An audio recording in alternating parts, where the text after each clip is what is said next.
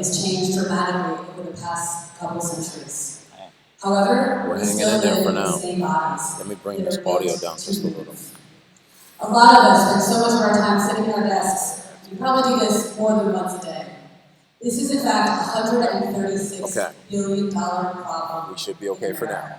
That's just there's also the health deterioration that we're all facing. But we know from multiple studies that every dollar invested in health and fitness programs has a $6 return on the companies that invest in them. And so Office PD is here to bring a unique adaptation to the American workday to help improve your productivity. We are a marketplace platform for offices and co-working spaces to put out a call for trainers to come and work in their spaces in ways that meet the needs of their employees. And so how does this actually work as a platform? Well, trainers will go to our website, register and tell us what type of classes they teach, the city and state that they're located, and how often they're available. Also, employers will let us know what type of classes they want. Do they want a yoga class on the rooftop? Do they want a strength and conditioning class? And so we really take that information and we match trainers to Everyone's drinking. Everyone's drinking. So I'll be drinking on the plane. We found that the majority of Fortune 500 companies have a college wellness program. Yes. So that they spend about $150 to $1,200 I'm gonna drop my per employee. We also have $28 million small and medium-sized businesses. How would they have actually a robust health and wellness program? And so with that, we want to know, are there more trainers out there? Yes, there are over 270,000 trainers across the United States, and that number is growing by double-digit percentage. And with that, we're saying, okay, we can provide flexible scheduling and a variety of classes to office buildings, co-working spaces, and communities. And so, what have we done so far? Since this StartupBus tour, we secured a partnership with WeWork Labs, which has 60 offices globally. They are focused on founders of tech companies. In addition to that, we are able to start our first class in the 4th week of August. So we already have them booked, as well as their payments for this service. What is our revenue model? Well, we're charging them $100 per corporate account, and we make a 50% margin. And so our competition, yes, you can go to a gym, you can do class pass, however, you have to actually go on location. With us, we deliver finished trainers to your office. Our growth model, we're looking at schools, retirement communities, which is looking to grow within our generation by double, as well as an executive matching service. And so with Office PD, we're looking to help keep it moving. All right, judges. So you're going to be sending trainers into offices. How are you doing background checks on trainers? Sure that they're reliable, they're qualified. Absolutely. So after they come onto our platform and register, tell us who they are, we contact them. We're able to put them through a verification and background check service that costs about $30. And so it's easy. I think we're good right now. And what have you guys built? So far, we built a mobile-friendly website as well as an Android app. If you'd like to test it out, you can send me the link. In addition, we also have a test app that we're still testing, but not going to move. In the future, do you have plans to provide adjacent value-add services for the trainers? You said what type of services? Value-add services. Yeah, so initially, we're helping trainers to not only grow in revenue, but also in professional development, also helping them in marketing, helping them try to build brands. So that includes landing pages, that includes running ads for them, ways for them to increase their popularity. How do you plan to sell to the offices? Who do you first potential customers? And also, how do you provide trainers? We actually have our first customer, which is WeWork Labs. And our first class is being offered the 4th week of August. How do we plan to get additional trainers? Well, we already have a partnership with an association that has 20,000 trainers across the United States already. In addition, there are lots of certification boards that we can reach out to and offer the service. So you spoke about small business owners.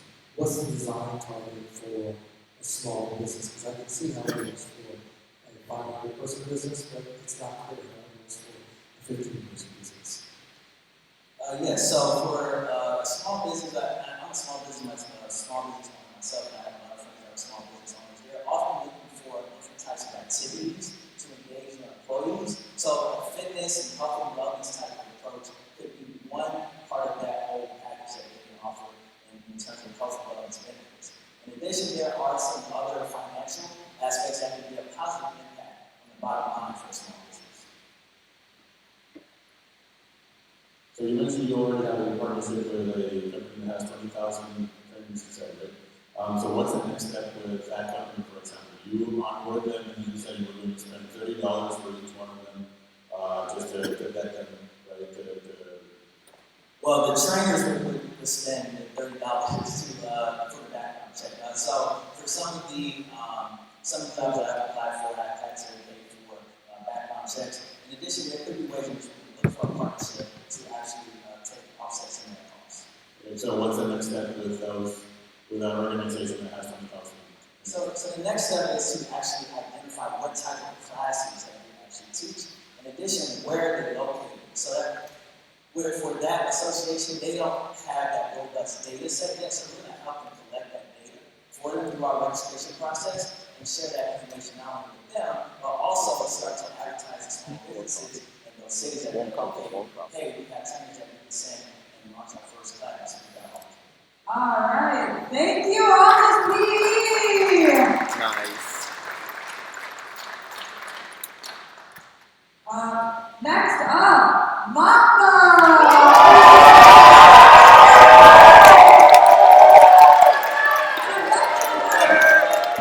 Let's go! Their pitch is really good. Their pitch is really good. They seem really. Everyone seems to like them. And it's the bus tour. Literal. It's them in like Mexico. Can't slow, we don't get picked. Wait, John, you're not presenting? We didn't make some. And quick announcement. What happens now? What happens now? Where kind of food? There's start drinking. tacos I mean, stand that is a good out. plan. So go Like up these, there, what I think, like, so, do you downstairs, still, like, follow to the rest of the parking tour? lot. It's We're kind done. of Today's music. last day. Oh, You'll see y'all find still it. back? Staying till tomorrow morning, Tacos that's my smell home. really good. I haven't tasted them, but I've Oh, see, I don't think the bus. collecting me right here. Take the flight. Pay for it. Huh? We pay for it all. What do you mean? Like, I had to buy my flight, I had to pay for the bus. It was $40 to ride the bus, and all the hotels were paid for. So I spent Alright, $1,000. well, let me get set up. And after people's toys are announced, That's crazy, yeah. and then So that's just what people you get to Yeah. see. Because Really while you're excited to talking, see I'm people's like, okay, I'll toys. go over the person, I'll go over that person. So is that Yeah. Yeah, Nala! I love the name.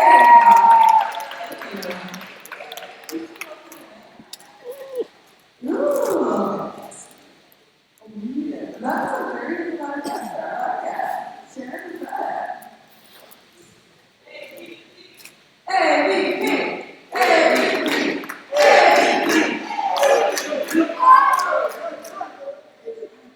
judges, some of you heard this yesterday, but they had karaoke on their bus. I'm very jealous. It sounds like a really fun time. It's really fun. I'm not really going to do something like that. If you want to, there it looks like you are set up. No? Oh, it's not showing on stage. We're gonna meantime, let's talk about judges again. Yeah. Who here was talk to me? Somewhat interesting. All right, somewhat interesting. So you can vote as interesting. I don't know what to ask you. How do you start a company, alright? What?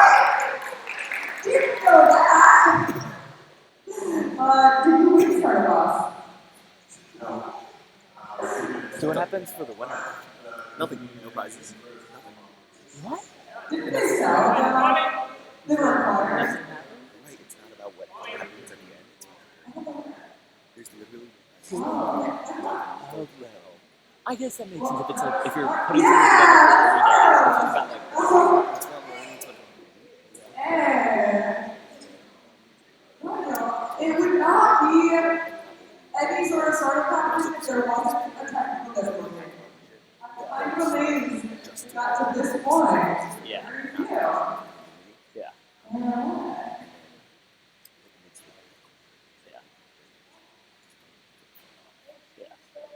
Because we had something similar in, well, because I went to 3 high schools, and one of the ones I went to, I was only there for a year, and if I went there, I'm listening, I'm just working too, yeah. There was a young we both spent the entire semester and have a class of just building, a startup and everything, and then you go pitch it. Thank you. The quote-unquote investors, like Shark Tank style, and you actually got money. So to do it, so one of the guys had $6 grand for his company, and he never did anything with it. Pocketed the money. No, because you have to give money, like, yeah. Well, yeah, so you have to like submit expenses and everything to them before they pay for it and everything, and he just never actually decided to do it. I'm like, that's free money? Yeah. Like, he could have been like, I need a new laptop. And he didn't do that.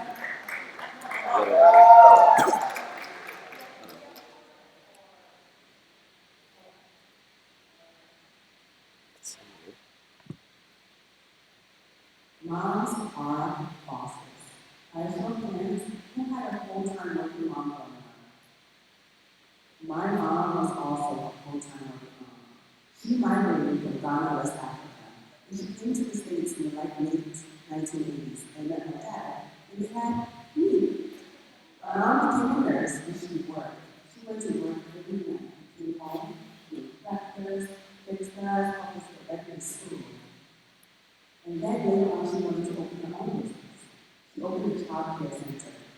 My mom was the first entrepreneur I've ever met. Earlier, yesterday you mentioned something. You mentioned that as the founder of StartupBus, you had an issue in the workplace. You had a great employee who didn't get pregnant. And you wanted to know what we can do to retain her. That's exactly what Mom does. Every year, millions of businesses lose out when working moms decide not to come back to the workforce. We want to bridge that between workplaces and working moms. My name is Alexa. I'm a public and maternal health consultant. I'm going to Jordan. I'm a social entrepreneur. And we are Mama. Mama is an online platform that honors and supports the needs of working mothers. We are virtual consultants that allows mothers to have a customized plan that contains resources and services that they need in order to successfully re-enter the workforce. Our mothers start off by taking an assessment. This assessment is built in the best practices of the maternal health care field. After taking this assessment, they are provided with a personalized plan. This personalized plan encapsulates 3 different phases of their maternal path. First, maternal support. Access to tools, access to different sorts of healthcare. Second, maternity leave. During the maternity leave, access to career counseling, financial planning. What's going to happen now that this big change in their life is happening? And third, workforce reentry. One of the biggest barriers that mothers have to reenter the workforce is childcare. So we plan on providing discounted childcare services. Where they come from? Also, as they're going through this pathway, it's really important to know that it's not just moms definitely need support, but we're also going to focus on consumer and corporate education because moms want to go back to work, but they need to end up in workplaces that really respect their needs and well-being. Peace of mind for moms is peace of mind for small businesses. I am like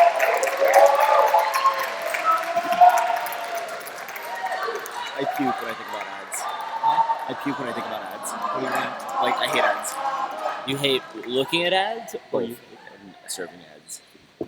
Yeah, so I had a child 8 weeks ago. Oh, it's necessary. Um, I got a visitor. and my What's wife up? is going back to work in, oh my God, 4 weeks. Can you help me with a Right now, it's off of Yes, Okay. once we get on board, of course. So, what you talked You're about allowed. healthcare resources, you talked about like counseling resources. Can you talk a little bit more about what those actually are, specifically what your vision for those would be? Definitely. So we are going to provide a multitude of services. So access to meals. I think one Oh, we already have a line from of the biggest places Yeah. we're working with is that there is not currently a place, a marketplace for specifically meals. So having that as part of our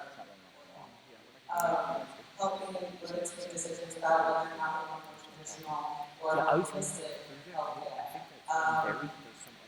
Services such as hunger, as I'm not sure where that one's coming from. So before your life goes back to work, you want to ensure that you have basic mentally, physically, and spiritually. Right? So that requires some type of transition phase. And so the platform also provides that as well.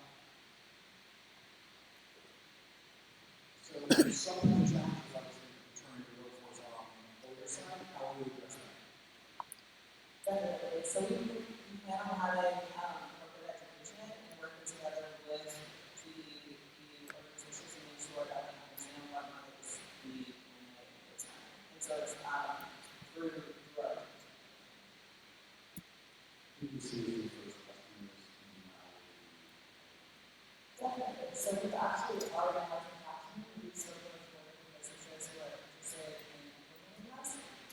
We plan on targeting returning small businesses so we've got there.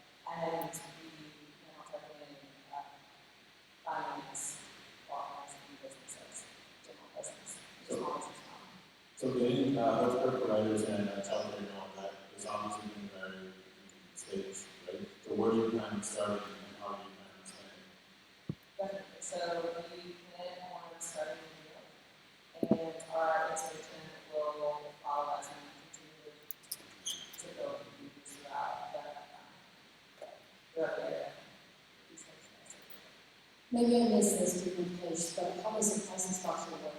Do you guys do voucher with advisors and companies in So we are going to be targeting businesses for access to this platform, and then we will also be targeting transaction fee for the various partners that we're And then lastly, how do you prevent this from becoming just a marketing site where people's emails are being targeted for things to sell?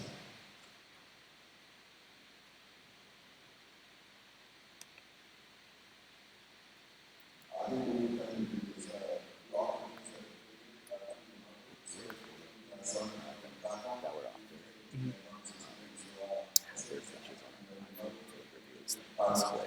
Wait, what? Like semifinals match vote raise. They will help get feedback about that. So are you uploading all the videos to your site?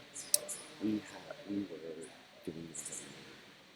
So the follow-up is We go to seeing Ohio new Bus. and the options to basically to opt out of doing that.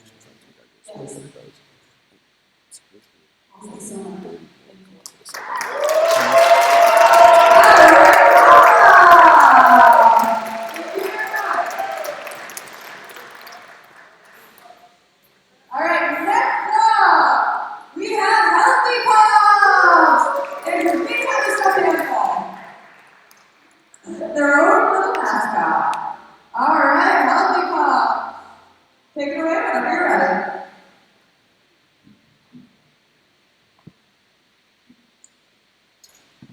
Hey everybody, I'm Josh from Healthy Pups. And when I was a kid, we bred our dog Ginger as a labor of love. And we wanted to make sure that every one of Ginger's puppies found a good, happy, healthy home. And today, breeders and amateur and professional are listing their litters for sale online on different platforms, but they have to take a lot of time to manually verify that buyers are good, reputable people. And buyers of puppies today, they're becoming more aware of things like puppy mills, which provide an unethical environment from which dogs are bred and brought into this world and eventually euthanized.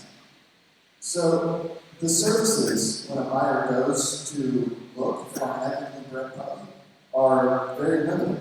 And by that I mean there's really nothing to tell you unless you work with a local provider. So Healthy Pups is the solution to this problem. Healthy Pups is an online marketplace where we provide a two-way verification system. First, of the sellers. We make sure that they're good, reputable, ethical people before they're able to list on our platform, and we charge them an annual service fee for the opportunity. For buyers, we verify that they are going to be able to provide a good, reputable home by providing a questionnaire that the AKC, the American Kennel Club, suggests that breeders ask of buyers. So we save buyers time, and that's our primary value proposition for them. So we have a quick demo.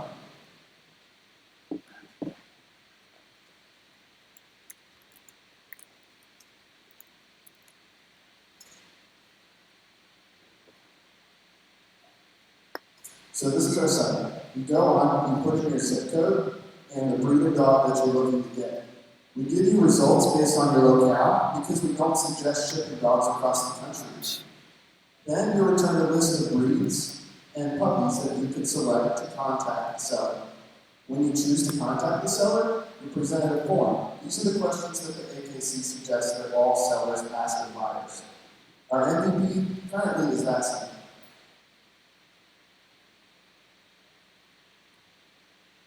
So let's talk about the market size. We've estimated online that there are nearly 1 million sellers on Craigslist, and of that, we can capture 25% of the market based on our surveys. It's 240,000 interested breeders. Of those, 5% market capture in our first year would bring us a revenue model at our price point of $960,000. We're estimating to get there, we would need approximately $200,000 in startup capital for marketing and development costs. Our team is diverse. We think we can actually implement this, and we're made up of a really diverse skill set that can bring to market. At Healthy Pups, we're connecting ethical buyers to ethical breeders. We're putting healthy puppies in happy homes, and we're going to kill the mills.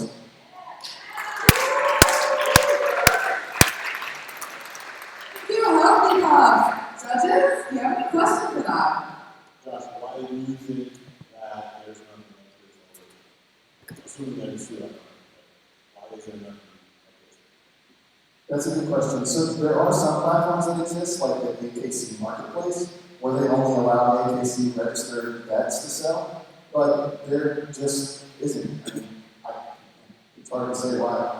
Our first day, we had a completely different concept, and we reached out to hundreds of sellers and buyers of puppies to get their market feedback. And one of the main things they heard was that sellers still spend a lot of time pre-screening buyers over the phone. So we pivoted to answer that, to bring a solution.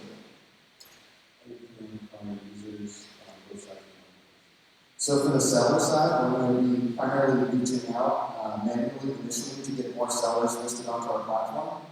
For our buyers, we intend to aggressively market with online and social media advertising. We know this is going to be effective based on our click-through rate from when we first set up the site to try to attract buyers and start advertising to it.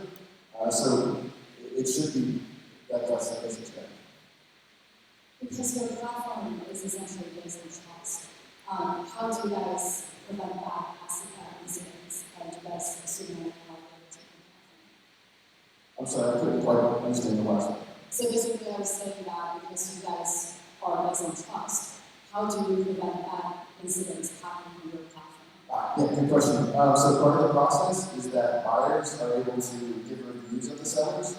We also pre-screen sellers, so if their dogs are AKC registered, we can verify that. If they're a professionally licensed breeder, of which there are over 8,000 in the United States, then we can pull their records from the United States Department of Agriculture. That gives us some amount of information on whether they're reliable.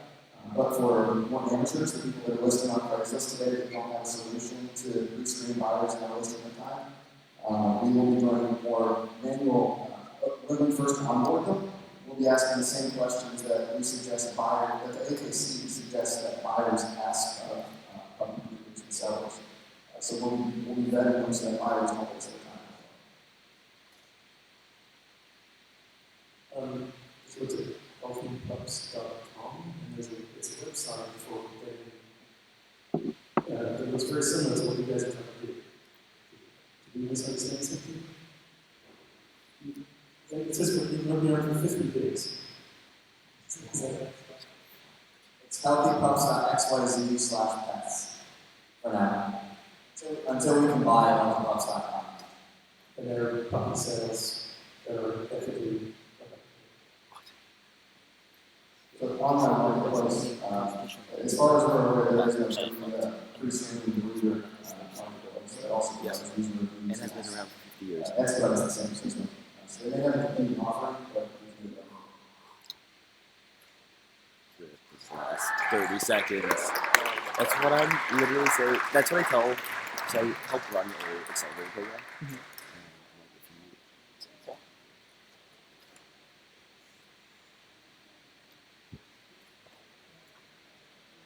Alright, next up, and the last of this round, will be mating season! These guys are really cool. These guys are really cool. It's like quirky and weird. Tinder meets LinkedIn local. So you're in this room, and I'm like, down to fuck. And so he goes, down to fuck, and you go and fuck. Hello, That's pretty great. my name is Alba and we are Mating Season. Mating Season is an app for people who want to have a hookup for a night with no strings They own it. attached.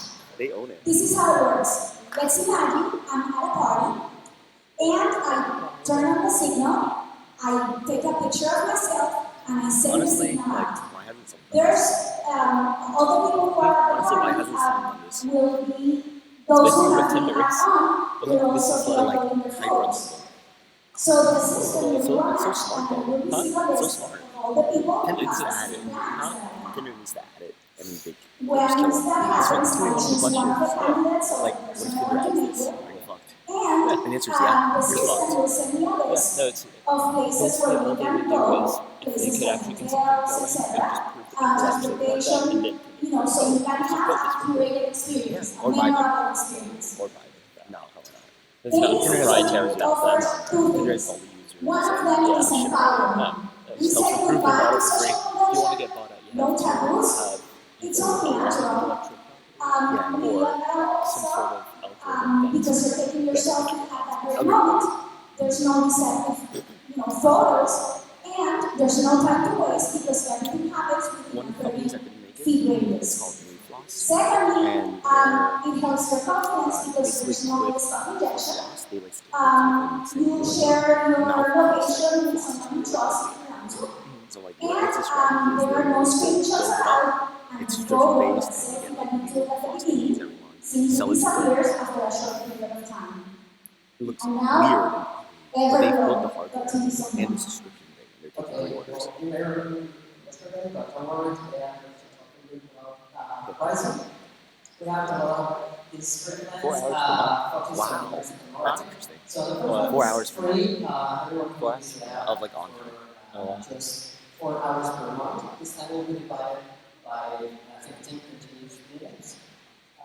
Then the basic plan is $4 a month, and the time is 12 hours. And the last one is $12. The time will be online. So now we're going to talk about how the app works. What up? Good. get to put this It's guy on great my when you attend. Get to put this guy on my slides. You have to share your personal information and a picture of your ID. And it's done. It's making season. Now I have to share a certificate. Okay. So let's see. Let me see who's there. There's many people here. What? I don't know. They're So gonna much. take Who that could it one. be? Okay, that's Raul. it. Give me a minute. Love it. Alright, thank It's you! small Thank second. you! That's Judges, your question! accelerators. This one we're going to be Fucking saying startups. to this next record. Because it's consensual. This is no different than I wasn't saying slave trade, I was just saying sex trade. the reality is that over 60% of people who join dating apps, they are actually looking for an intimate relationship, not necessarily a long-term relationship. So we are just scraping that, idea and creating something for people who know beforehand what the app is for. And this is something that we hear from a lot of users from the apps that sometimes they are thinking that they're going to be having a relationship, and in reality, the other partner is not interested in that. So we're taking that aside and saying, if you want one specific thing, this is the place to do it. So this is for people who think that Tinder is Okay, yeah, so It's a waste of time. It makes them waste time. this Because this is what people the are reason why more I successful am in video girls is and because for like that they because represent how every does industry. this I go? must have at least one How video. do you guys Did you have those? Yeah, I am. You must have one for industry. Yeah, exactly. Yeah. Got it. Yeah. So because like the limitation is like this. So the fact is that this is hyper-local. Okay, fine. In other There words, is if I'm at a these party, I'm videos at a can you concert, upload you them? have like a Send very specific I think you area. might have And one that for was industry. one of the things And you that can we also upload took into those. consideration because Okay, yeah. many I sent dating apps will show you people and you have I to did. It's in plan to see that person within a period of time, not right at the moment when you want to use a service like this or get together with someone.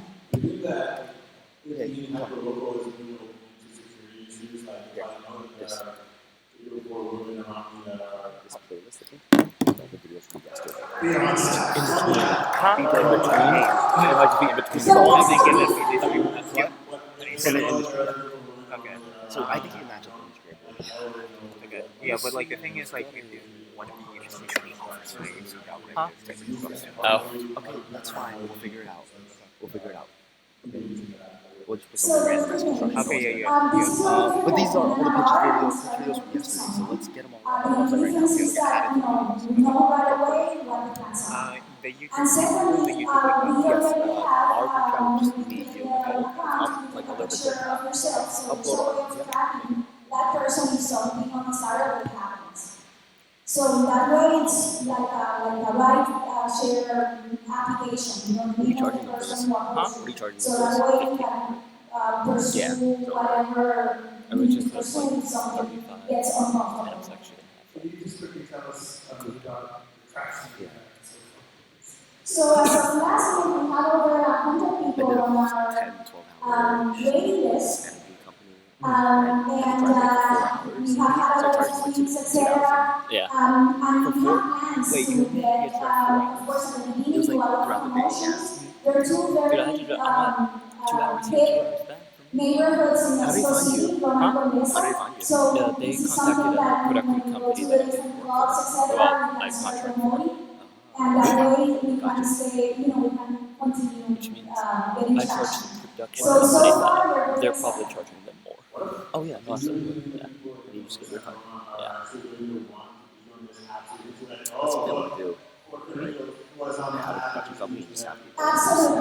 get the fucking jobs and stuff like that. Oh yeah, it's so scalable and you don't have to do shit. Make people think you're good. Yeah, but I don't know if I'd want to do that because to scale it up, you're essentially just being a remote producer and sitting at a computer all day. I like filming. I like doing the tech setup. I like live streaming. I hate editing. Oh yeah. Is going to announce our People's Choice.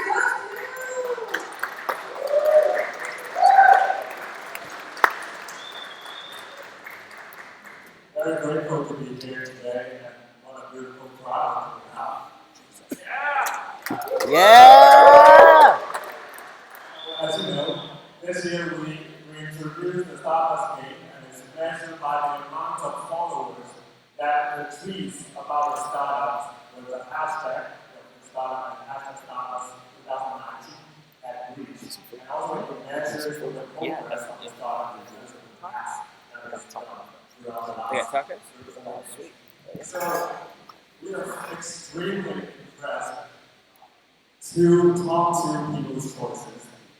And that is because they have a reach and immense amount of people with their social following, with the people that supported them, and they have a lot of followers. So the first people's choices, they have on the LinkedIn, the Instagram stories, and also the Twitter posts about the startups can reach 2.8 million followers.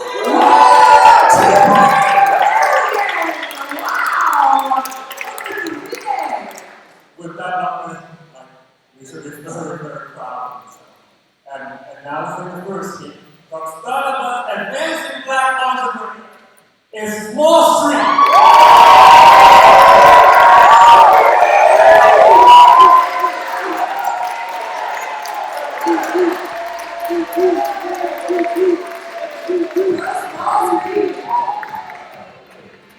The second team, they have completed a lot of tasks on the StartupBus game, including finding an angel investor interested in them, and also thousands of tweets, thousands of followers reached of tweets from that company. So from StartupBus Mexico is Wolfley.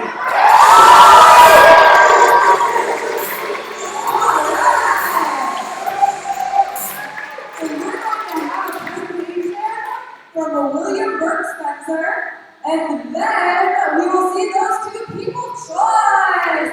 Everybody's ready!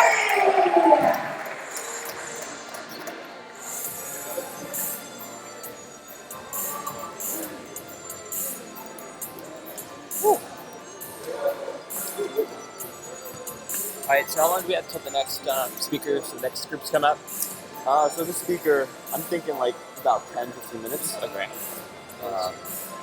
Run to the bathroom or something? Yeah. Yeah, do it.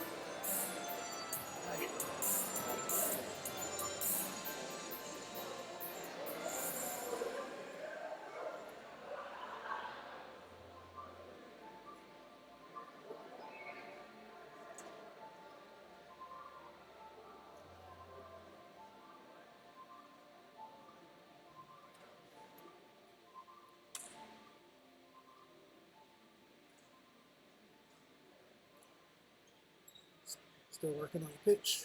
Of course. Of course, dude. Yeah, we're doing this for real.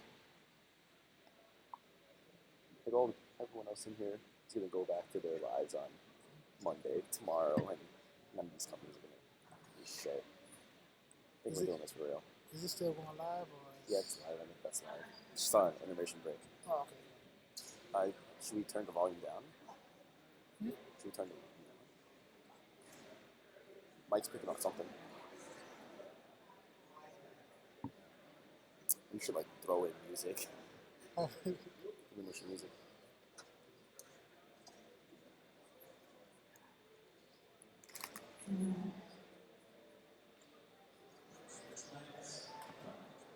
All right. Ooh, now we go enjoy this shit and start drinking.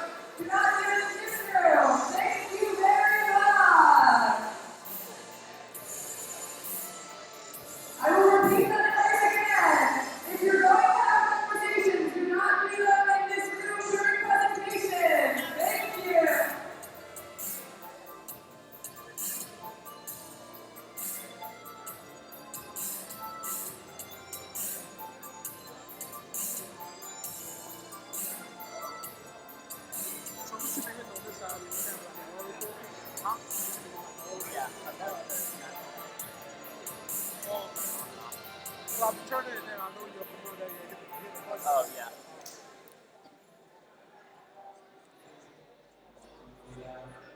Ready? Turn off the music. Thank you. All right. Hi, everyone. I'm William Spencer. I'm an angel investor for a bunch of logos from companies that I've invested in. I also have a project called Great Union, which is a lifestyle business. It's a couple of books about that related to advertising and product design. And I used to do creative advertising for 17 years. And so here is some advice. First thing is speed. It's probably iterating fast is probably one of the most important things for a startup to be able to do. It's important to have a vision, but it's unlikely that it's right at the beginning. You need to be able to adapt and be flexible and test ideas really quickly. Doing hard things early, now or yesterday, and finding a period of time, you need to learn as much as you can and explore all the weaknesses that you're ready to get. This means facing failure when your idea is new and fragile, and consequently, most entrepreneurs don't do this. There's comfort in not knowing what will kill you or what anything will kill you, and you have to kind of get over that. It's better to renounce comfort early and learn about fatal problems later after it's too late and you invested a lot of time and money. Success likely will not be your first guess. So this means talking to potential customers, talking to experts, getting prototypes out there, putting data into investing data and economics of your data, and experimenting. Know your goal. And I don't mean a specific business idea or business model, but your goal should probably be building a highly profitable company. Making something that people want or by solving a problem. And there may or may not be a social mission later on this. Your goal should not be getting an incubator, raising money, getting social media attention, or getting a perfect pitch. A lot of entrepreneurs get confused with what their ultimate goal is, and it's very common. Your goal could be other things too. It could be having fun, it could be side income, it could be doing something cool. But that might take you to a different category of a lifestyle business, which is totally fine. But in that case, you probably shouldn't have investors, or you shouldn't have traditional venture investors. Startups are very hard. Venture-backed startups are very binary. You kind of do it all or nothing. You should plan on team commitment at least, and you should really be involved with the idea and the mission. You should also know that failure is the most likely outcome. You can make peace with failure, or you can not call it failure because there will be good things to come out of it. I'll try it for a year is a common approach that I've seen people take. And while it's probably good to give yourself a deadline, trying it is probably not the level of commitment you need to get through the inevitable hardship. You need to work on something you're obsessed with. If you don't have occasional insomnia because you're thinking about an idea, you're probably not obsessed enough. Startups are a roller coaster. The best founders remain steady and relatively unaffected by events. If your self-worth is dependent on the outcome of your startup, you're probably in for a lot of pain. So you know yourself and know what you're getting into. Be honest with yourself and your co-founders, also your employees, investors, and yourself. Believing in the vision is good, but you also need to step back and be objective. It's kind of a duality. It's two things that you need to be able to switch between. Be aware of the problems and risks with your businesses, Don't ignore them and don't hide them. I think you should actually talk about them with your employees and investors and with everyone. That gives other people the opportunity to help you. And it's good because you'll avoid surprises later. Startups can put a lot of strain on that relationship. Conflict between founders can set back a company, that can kill a company, and it's very common. Having a previous working relationship with your co-founder is a good thing.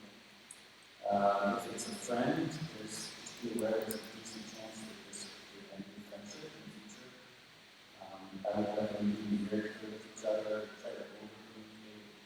Before you start, try to agree on things, write things down, talk about what things go wrong, what are the things.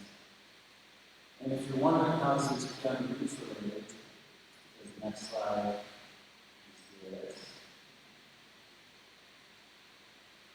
And the next slide is this.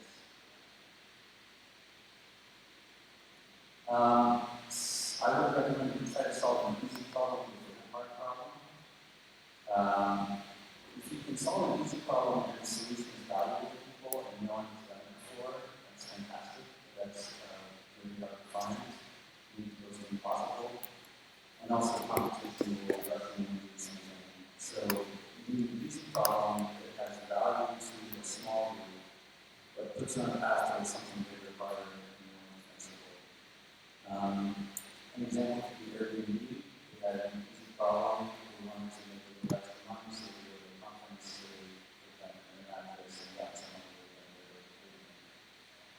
That's easy, but it's adjacent to a hard problem and changing how people travel. Facebook is an easy problem to put the paper Facebook online, build a social graph of the whole world and social media and it's a hard problem. Also, it's possible to just solve a hard problem right away without using Google. They figured out a much better way to research. You can do that.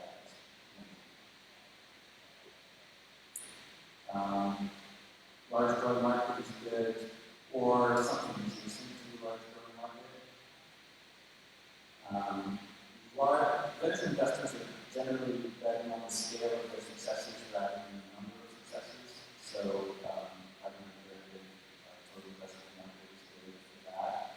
The growing market is also a tailwind, and a large number of providers can use to pivot and change course and things like that. It sounds normal coming out of mine with something on the screen. And I was kind of looking here to see how to use it. I have no idea how to use this thing. Yeah. Not sure. Oh, wait, yeah, this is back. Let's see, but yeah, it sounds good. It's working right as well. It stopped charging, which is great.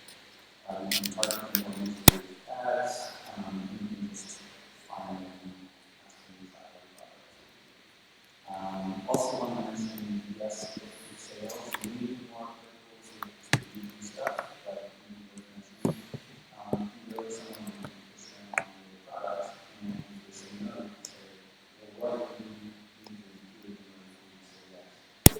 And most of the time, we'll do it, but sometimes we will. And you want to Proper take it again. I mean, it's working. Not well, but working. So I'm gonna pull up the stream on my Yeah. thing. So maybe it's the audio. Here, I've got it. not going into too much details, it's a little complicated, but it's important to think about The audio just sounds really bad. Which you want to think about how to reach your customers, how much it will cost, and what's the value of those customers. So you want to deliver high value so you can charge a lot to the customer, and you want it to be cheap and easy to talk to that customer. And it's a smaller way to the worst thing is to have a low value customer and it's hard to find them in market talk.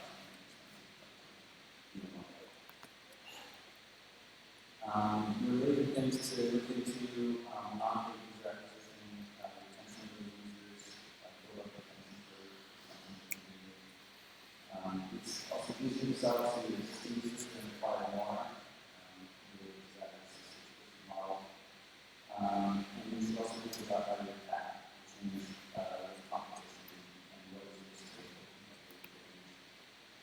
It's coming By the from, way, it's coming through the these computer gifts off and the audio. info And I have no idea how to use this software, so bear with me. I can try to figure it out right now. I haven't seen it, Huh?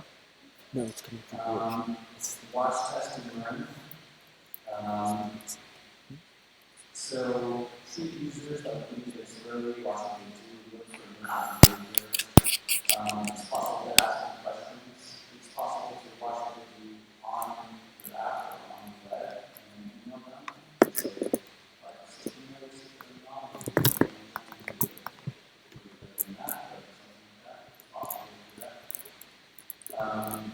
and you can fix problems with those features for them, but stay focused on what you're doing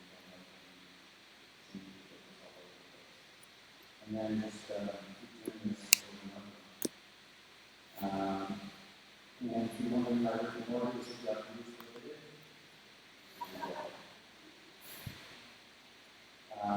By the way, this is surprising number of songs with the title Keanu Reeves. I knew it one.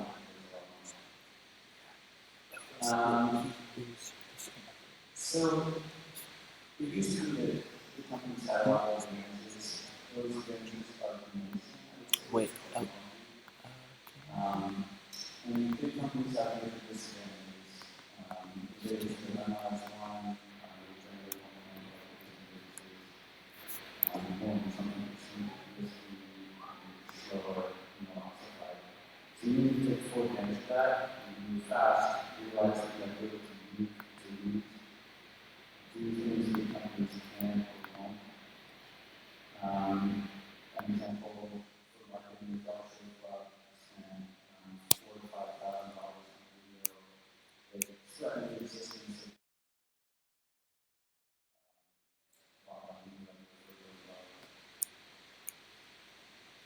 So why do a startup? Learning a lot is one of the reasons. You will almost definitely learn a lot more than you can take some out.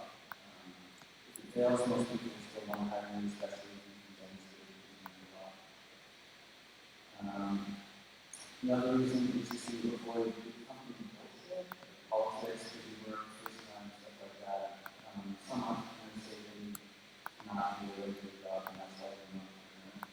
I think that's an okay reason, but probably insufficient and a positive reason to do that. Money can be a good thing, but I think there are probably better ways to make money than being an entrepreneur. But if you'd like to be in the body to get a steering wheel and maybe work. Potential is a good reason. Regular job and trading is a role. I know it's been slow in the startup, but really much to go all the time. So that's stressful, but you know how far you can go when you stretch yourself to the point of failure. And that can be painful, but startups will do that. You may be thinking that Keanu Reeves is not in the great part, and you're right. However, great part is directed by Mel Gibson, starring in the quintessential fight about lethal weapon. The important subgenre is weapon top dog movies, and then exist among them. Keanu Reeves is directed by Roger Sponsor, also directed Six Names of the Devil, and he's on TV for the movie about devils. Number one, that's starring. And if that wasn't convincing, number 3 on the same list also stars Keanu Reeves. So that's how they're related. Being relentlessly resourceful, that's a phrase from Paul Graham. That's something that founders and startups need to be. It means taking control and responsibility of everything, going over, around, under, and through obstacles, figuring out a way. It's decisiveness combined with high productivity and organization. It's creativity paired with energy and execution. And how is it related to Keanu Reeves? It's not, which is another lesson. Breaking rules and conventions. I don't know what this video is exactly, but it's probably breaking some rules, at least a few. A good startup needs to do something new and different. Otherwise, why would anyone be a customer? There's already an existing solution. So doing something new and successful probably involves breaking convention. Airbnb, giving your home away to strangers, broke a convention. The entire social media industry changed conventions. And sometimes it might involve breaking laws. Airbnb and Uber were examples of that. Most currently viable startup ideas are being done, so new ideas need to be non-obvious, and that means that they appear to be bad ideas but are actually good ideas. So there's a balance there between having self-confidence to know that your idea is good even though most people think it's bad, and some objectivity to judge the truth and listen to other people. Often these ideas involve seeing slightly ahead into the future, seeing niche groups who are living in that future now, or maybe being one of them yourself. It requires thinking differently and having a different perspective on the world. And ultimately, a startup is an act of creation, so you get to take something in your head and turn it into a real thing in the world, which is pretty cool. And not only that, but you get to make a machine, the company, that keeps pushing it forward, which is also very cool. So I think startups are an incredible endeavor, not at all easy, but very worthwhile. So I just want to congratulate everyone on starting or continuing your startup journey here on a bus, and I wish you the best of luck with wherever this takes you. Thank you. Yeah, thanks, William. All right. Can we have the judges make their way back to the stage? All right. Wow, I never thought of startups in relation to Keanu Reeves before. Nice. I've been informed that I need to fill this time, so I'm going to tell you all a really odd story that is somehow StartupBus related. All right, and you've got to bear with me because it's not going to be obviously StartupBus related at first. So many years ago, I was born, and yeah, it goes back this far. And my parents, they were a little older. I was a surprise, and they wanted to continue the surprise, so they didn't want to know if I was a boy or a girl. But then a doctor let it slip that when my mom got into a small car accident, doctor said, "Don't worry about the baby, he's all right." And so my parents were a little relieved because they had not agreed on a single girl name. Now, but then I got born, and they had to come up with a name because apparently I didn't look like a John. I know. Now, how the heck is this related to StartupBus? Well, about 24 years later, I wrote StartupBus, and a little podcast came out. And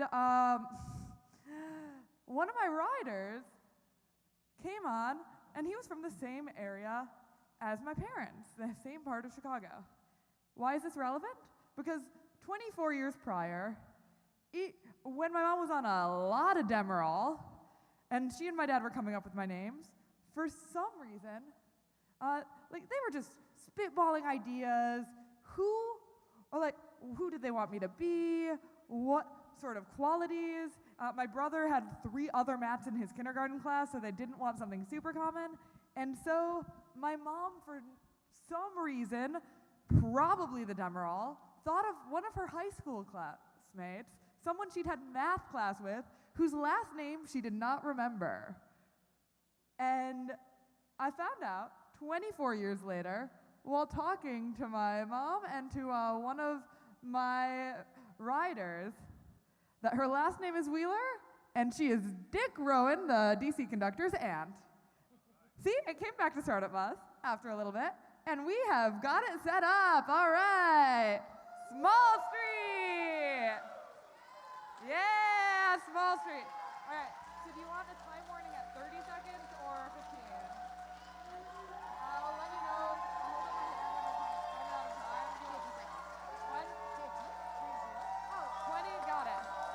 Oh, 30, 30. All right.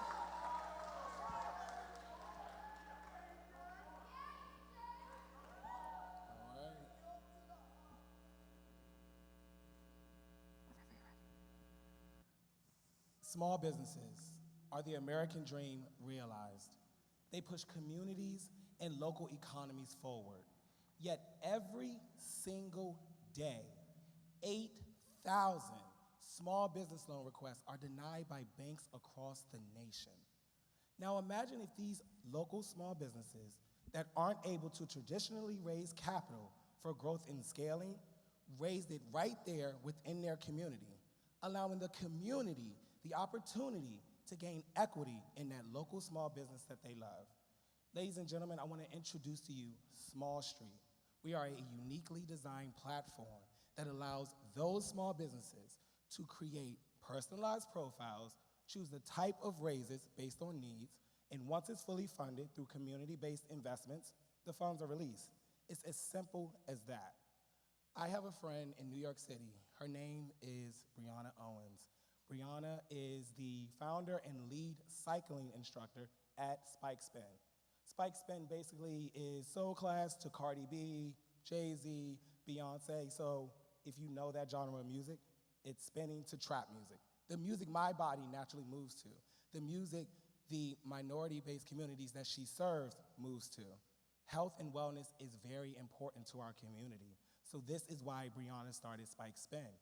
She opened up her first ever standalone studio in Brooklyn, New York City.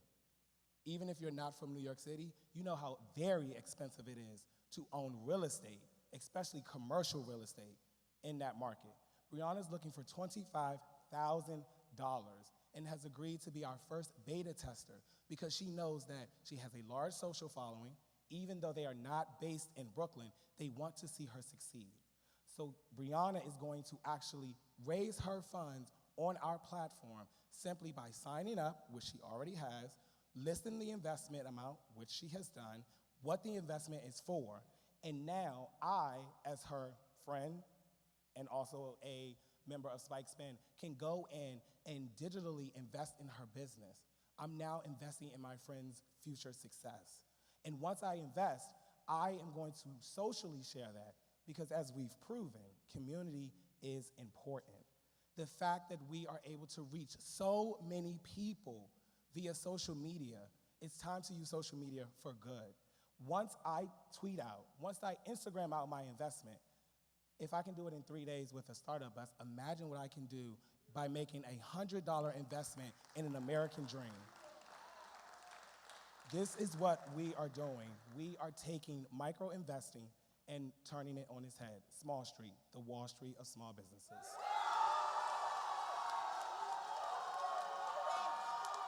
All right, thank you, Small Street.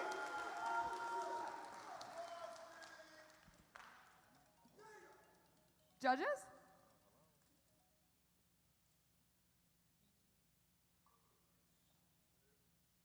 All right.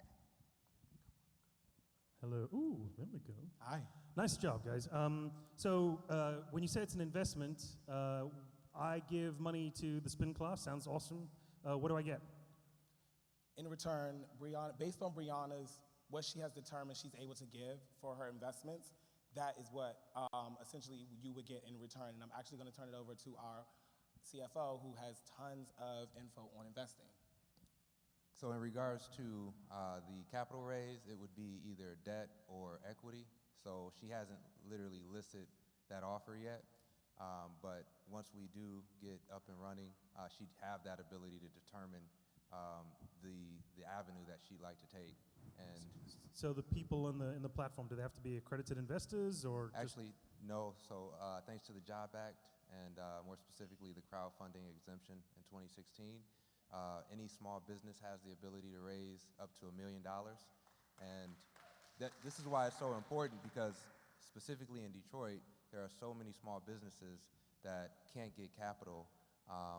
3 times more likely to start a business as a minority, but yet 3 times more likely to get denied funding, to help fund that organization. So, we see a lot of small businesses that miss out on the ability to scale and the ability to keep their doors open.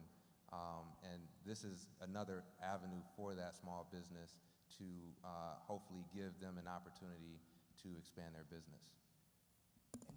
And just for context, so As Eddie was saying, he's from Detroit, I'm from New York. In total, there are 27 million minority-owned businesses. We are going to take 5% of every fully raised campaign. So if we even just do 1% market penetration, and that's on average of a $15,000 one-time raise. If that's fully funded by Small Street, we take that 5%, that would give us in a year $202 million. That's one campaign raise. I think it's a very important initiative, and I really like your name, Small Street. So 2 separate questions. The first one is that community-based saving and community-based micro-investing has been quite prevalent in many communities around the globe. However, fraud has been a key issue there.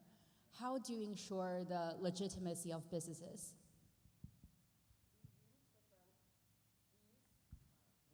Here, you can use my mic. We use different metrics and legal certifications such as EIN.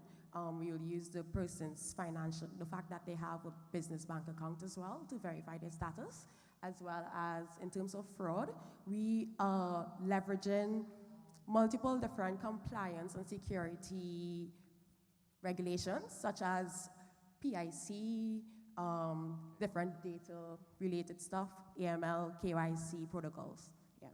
Thank you, Small Street. All right, Small Street. What a name. Next up, we have Woofly. And oh my gosh, those are the cutest dogs I've ever seen. You'll see them in a second. Woofly, come on up. All right. What do you want your time warning to be? Like 30 seconds? Yeah, 30 seconds. Good.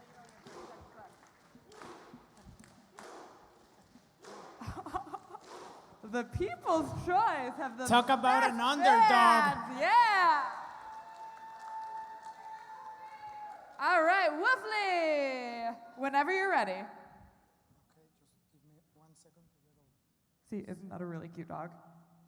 It's adorable. Yeah, I mean, that's a dirty trick, you know, starting with a puppy, but let's get straight to business. My dog's a cat lover, apparently. My cell phone's a cat lover, apparently, because, give me just 1 second. Well, that's a spoiler. Give me a second. There we go. Okay. Pues yo creo que sí. Sí, ok. Déjame nada más ver algo. Ok. Regresa Luna. Ahí estamos. Ok. Sorry. Where is it? What? Yeah, where is it? Oh. I already started your timer. Here, I'll restart. Okay. Start. So when I was a little kid, I used to dream about having a dog. But I didn't have the time, I didn't have the money, and I didn't have the permission. When I grew older, I had the money and I had the permission, but now I don't have the time or the space nor the commitment required to take care of a pet. Like me, there's a growing demographic of people who love dogs but just can't take one home.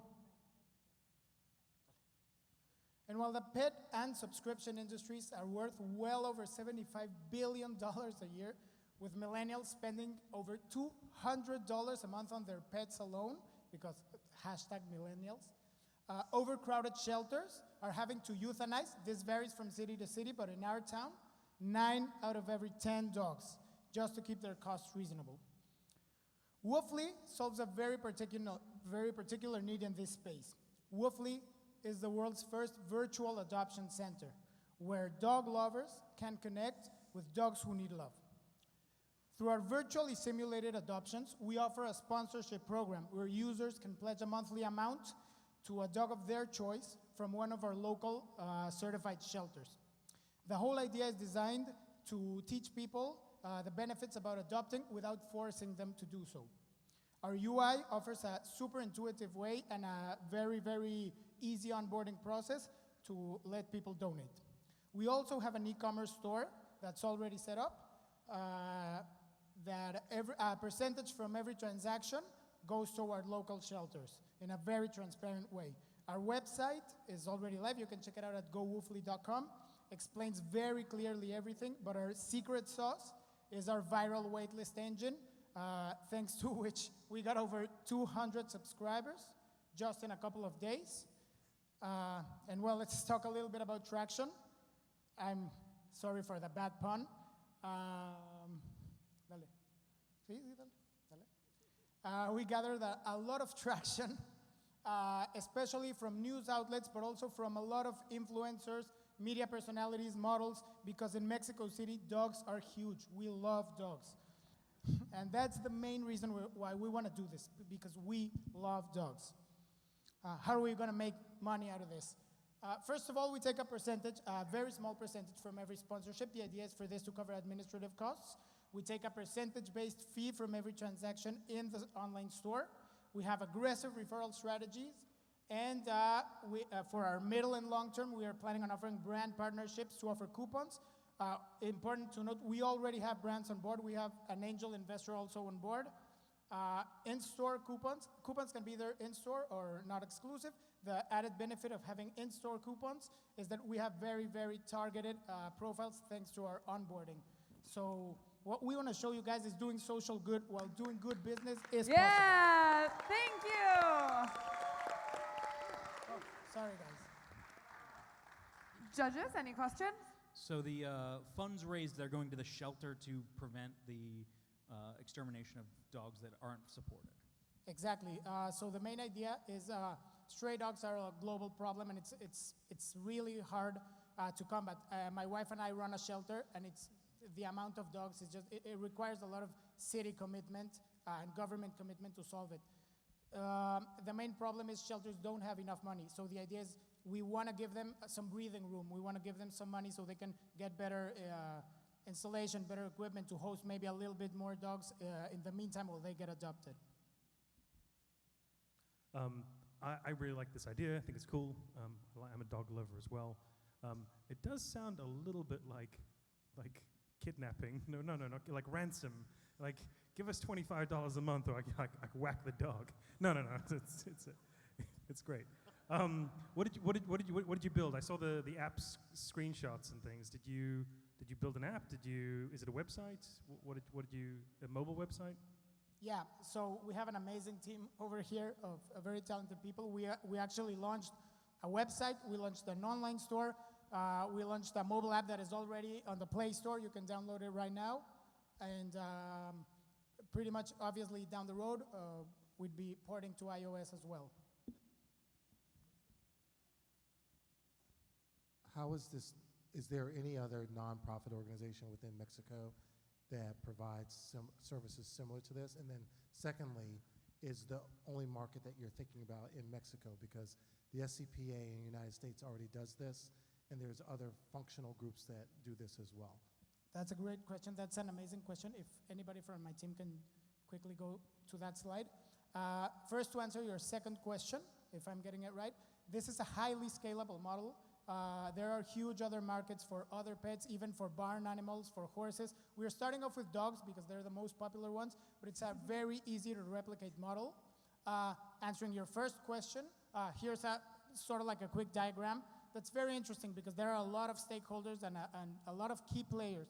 So on one side, we have retailers like Amazon, even Etsy, small stores, or just Petco and regular stores, where they have a large offering but very small social impact dog-wise. And then we have online donations, for example, the CPA, which is one of the big players, but we also have local shelters, Facebook causes, online NGOs that are making a lot of money. The idea behind Woofly is to offer a little bit of both, or a big amount of both. So we have a big offering that it's not very niche. We try to have a very large target, and also having a large offering that's flexible. So maybe you have a dog, okay, buy some stuff. You don't have to sponsor one. You love dogs, but you can't have one, okay, sponsor a dog and maybe get a treat or something. Thank you very much, guys. Any other questions? Thank you. All right. Thank you, Woofly. Well, those were some really cute dogs. All right. Next up.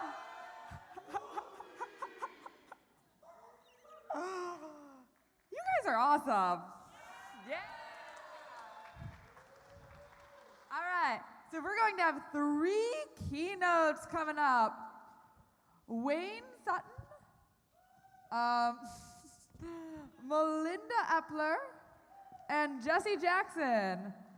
And the judges are going to go make their decisions. This is the moment of truth. Who goes on to the finals? All right. First up, Wayne Sutton is coming on up.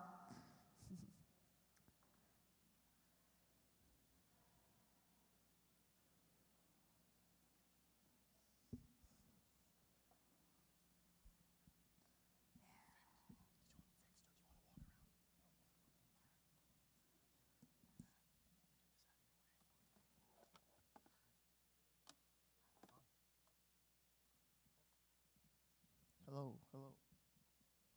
Hello, world. Got a mixed audience here, a little diverse, but I think everybody knows this. Trying to test you all, see where you all at. You know, how many? I'm also showing my age. Can I kick it? I don't know about that side, but this side right here, get it. All right, can I kick it? All right, okay, we feel a little better. I got your attention now. We're cool, we're cool. All right, take a deep breath. Let it out. All right, we're good? All right, talk a little bit about the startup mindset. But first, I don't like to assume everyone know who I am, where I come from. Wayne Sutton, serial entrepreneur. I'm an introvert, so if you see me in the corner, it's not you, it's me. I'm a consultant, I'm a convener. I realize my superpower, and I think everyone should know what their superpower is. Mine is bringing people together. I've done everything from back in the day, tweet-ups to large conferences, bring 1,500, 2,000 people together. I'm an advocate for mental health, especially for black men, something I know we don't talk about enough. Speaker and a biker, and I now, my wife and co-founder Melinda Epler and I have motorcycles. So I have a new rule, you will see a motorcycle in all my presentations from now on. Co-founder and CTO of Change Catalyst, and we build inclusive tech ecosystems around the world. My life passion, my mission, and I think everyone should have a goal, should have a mission, no matter, kind of figure out who you are, what you want to accomplish in life, is to educate entrepreneurs who are passionate about technology, to use the technology to change the world, especially underestimated, underrepresented entrepreneurs. I have a StartupBus story for you all if you didn't know. Anyone who knows who this gentleman is on the screen? That is Kyle Wow. He was the founder and CEO of Keen.io, a startup in San Francisco, sold a couple years ago. I met Kyle Wow in South by Southwest lobby in 2011. I was there hanging out in the lobby, having a good time with colleagues, late at night, maybe 12, 1 o'clock in the morning, and he was on his laptop coding. And I was sitting there with a bunch of guys, and I was like, what is this dude doing? I'm a nerd, I'm a geek, I'm at South by Southwest. He's on his computer, we over shooting the shit, right? What is he doing? So I said, Kyle, I'll go introduce myself, say, hey, what are you doing? And he's like, I'm on a startup bus. We drove, I'm not sure which bus he came from, what city, but he was pitching his startup in Austin, Texas from Startup Bus. I was like, that's cool. And I was like, we were just hanging out. This guy's working on a startup. So I told the guys at the table I was with what Kyle was working on. Then we stayed up probably to 4 or 5 o'clock in the morning. It's like, look, we have an engineer, we have a designer, we have a BD guy, we had a guy who raised $40 million, rest his soul, Hank Williams, who's a mentor and advisor of mine. I was like, why are we not doing something with our time? And the next day, we launched GoKit. It was like a landing page, but in 2011, a landing page was a big deal to do in 24 hours. And we got featured on Black Enterprise, and a year later, we launched a product. And it was because I met Kyle Wow in 2011 at South by Southwest. Now, since then, I went on to co-founding the first incubator and accelerator for underrepresented founders called New Me back in 2011, which also was part of being inspired by Kyle. Going on a couple of wars, I'm originally from North Carolina, moved from North Carolina to San Francisco. You still claim North Carolina? Okay, all right, cool. Yes, it's home. North Carolina. Started a fellows program, wrote for Wall Street Journal, USA Today, did a TEDx talk, wrote an article about my depression and imposter syndrome in Silicon Valley. And Melinda and I, we've been literally across the world hosting tech inclusion conferences. But I also deal with depression. I also deal with imposter syndrome, the feeling of not feeling like I'm good enough. I raised $1 million. I launched tech companies. I still don't feel like I'm good enough. I deal with anxiety. I feel like, that feeling of being nervous.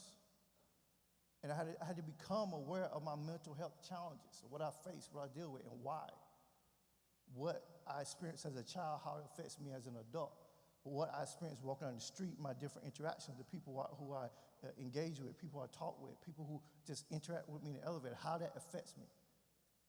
How do I know I'm different? So I deal with mental health. And so I want to leave you with what I call a startup mindset. It's just a random things that sometimes I meditate over.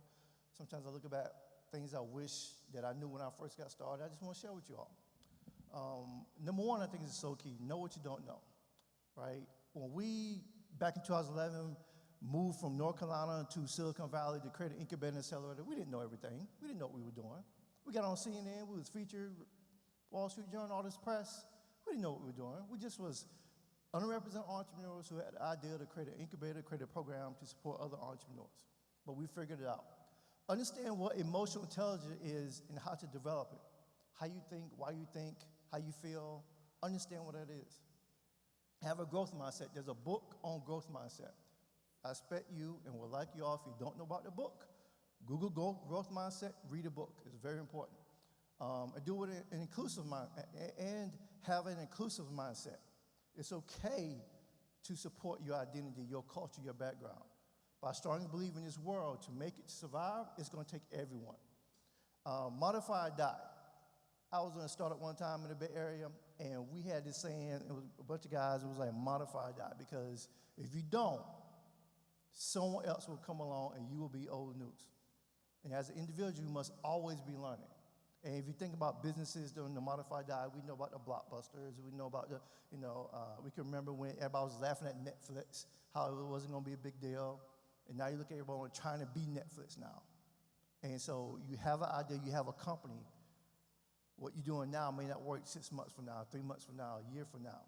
Modify or die. Protect your mental health at all costs.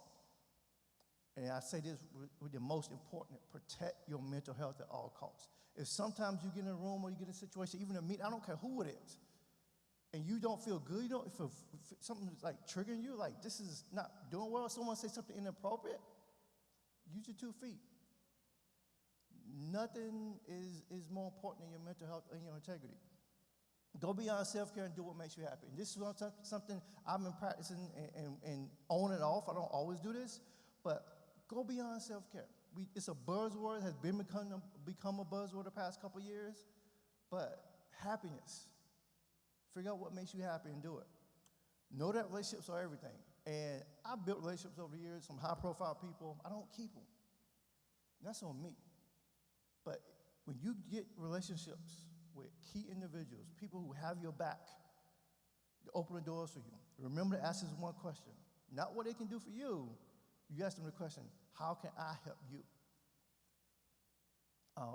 Never forget your why. You at StartupBus, you know this feeling. You know why you're here. There's a why with all of this. It could be to make money, like the other speaker said. It could be to be a great entrepreneur. It could be like you have this idea and you just want to launch the product. What is your why? What is your deep down in your soul why? You trying to impress your family and friends? It's okay, but know why you started this. It's okay to fail. I mean, really fail. I mean, I've lived in hostels. I've slept on couches. I've been borderline homeless. But yet, I'm on stage talking to you all today. Because when you fail, and when you really fail, it's going to make you grateful. It's going to make you look at life different. It's going to make you take things more serious. But it should make you a better person, a better human overall. Don't just create a startup, create a legacy. And I think if we look at all this startup talk we heard over the years, even today, about product market fit, growth, and all this sort of stuff, we look at the ones that have been successful, they don't just create a startup. They create impact. They create change. And that may not be the company you starting with today, the company you pitching. It may not be what you think you want to do. but have a mindset you want to do something bigger, and people will rally behind you. And at the end of the day, survive. Because I'm not going to be yes and be like, oh, I need you, but somebody does. Somebody does. And then 10 years from now, StartupBus is doing another tour, you can be on this stage telling about your journey. Thank you. Oh. Thank you, Wayne. One more slide, one more slide. Ooh, one more slide. One more slide. One more slide. One more slide? Yes. Yeah. The motorcycle. Oh, yeah, that is cool. Thank you, Wayne.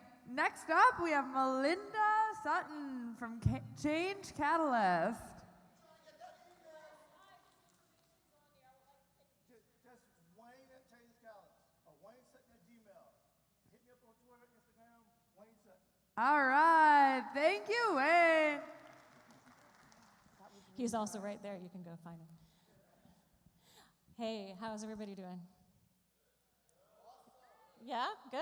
All right. There's a little energy. All right, a little more. Good. All right.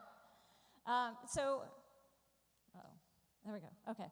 So my name is Melinda Epler. I am a speaker, a writer, a diversity inclusion advocate, and a startup advisor. I've been working with startups for a very long time. And I build inclusive tech ecosystems around the world with Wayne. I'm the founder and CEO of Change Catalyst, and I'm also a director at Backstage Capital. Awesome. So I have just 5 different inclusive leadership goals for founders and really anybody that's working in the tech ecosystem. I know we have some investors and some other folks here as well. So number 1, be you. Be proud of who you are. Be Black, be brown, be Latinx, be LGBTQIA, be a woman, be an immigrant, be who you are proudly. That means no code switching. That means no covering. It shows up in your work. Be who you are. Be proud. Forget about the trolls. Don't listen to the comments. And learn who you are. Take the time to learn who you are. Travel. Be with yourself. Be with yourself. I know that's hard for some people. Be who you are and learn who you are consistently and take care of yourself as well. So number 2, how many of y'all saw this yesterday? That Fitbits might not track your heart rate if you're a person of color. And there's a lot of exercise bands that have the same issue. That's not just Fitbit, but it is the worst. Same thing happened with airbags when they first came out, killed a lot of women and children. Seatbelts killed a lot of women and children. Google search. Facial recognition software is awful, particularly for women of color. TSA scanners are terrible, especially if you're non-binary or transgender. And pretty much nothing is built with people who are disabled in mind, with non-binary or trans people in mind. Why? Because they weren't built with diverse teams. So number 2, build a diverse and inclusive team. Do it now. No excuses. Build a culture where you're valuing differences, because that's where you get the innovation that comes from diversity. And it matters. It's just, it's fair, and it's good for business. So company culture comes from the top. It comes from you, and it reflects the emotional intelligence of its leaders from you. So be strong, be humble as well, and lead with empathy. That means stepping into your courage, finding that courage within you right here, and stepping into it. And part of that, of stepping into your courage, is being vulnerable and really exploring that vulnerability. Listen to your team. So many founders forget to listen to their team. Listen to investors, listen to mentors, listen to your community, listen to your users, listen to your customers. And part of good listening is also knowing how to filter that out, knowing how to take in what's needed and leave the rest behind. That comes from investor meetings, as well as mentor meetings. As a founder in particular, you're hearing so much feedback, and you need to learn how to take that feedback in Use it if it works for you, and don't if it doesn't. And if you're not strong, if you're not humble, if you're not leading with empathy, work on it, learn it. 4, pay it forward and give back. Believe in someone the way you wanted someone to believe in you. Leave the world better than when you found it. Build something that's going to make the world better. Be part of your community. So many startups, so many tech companies don't give back to the community. We live in San Francisco, and it's incredible how little some of the tech companies are giving back or being a part of that community. They're isolated. Be part of your community fully and build something unique that's going to make the world better. Number 5, keep learning. Always, always keep learning. Stay on top of your field. Find growth opportunities. Learn how to be a part of of your field and really lead there. That's going to put you at the top. That's going to put you in articles. That's going to put you as a founder that other people really believe in. Build a company that values growth. So that means really working internally in your culture and making sure that you're building professional development, you're building leadership pathways for others that are working for you. And again, listen to your team, listen to investors, listen to mentors, listen to your community, you listen to users and consumers. And lastly, focus on solutions. The problems are not going to get you where you need to go. It's the solutions that do. Thank you. You got this. Thank you, Melinda. Thank you. Next up, we have Jesse Jackson. I have to say, I'm so impressed with all the talks. They're wonderful. All right.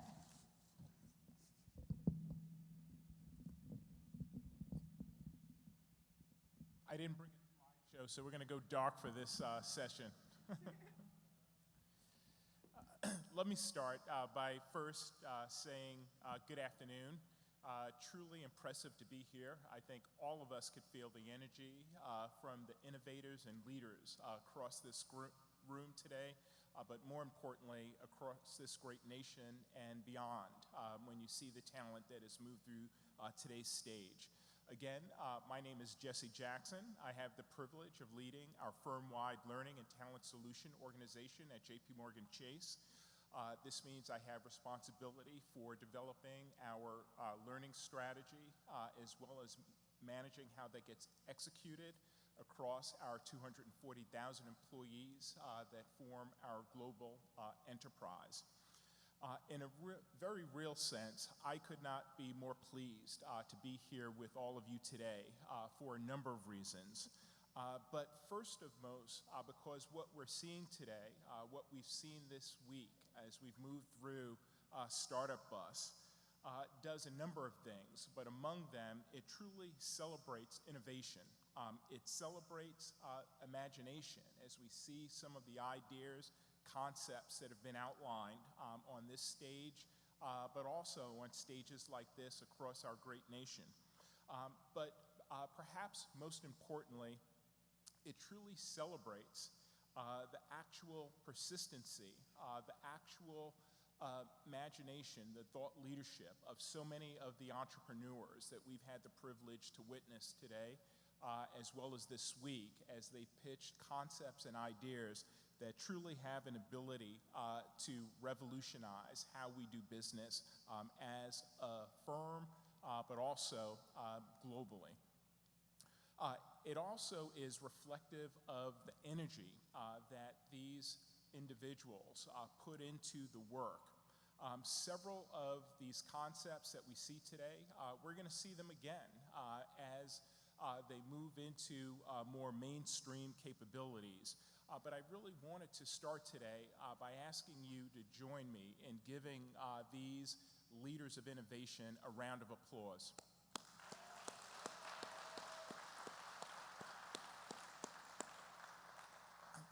I would also like to give a shout out to JPMorgan Chase.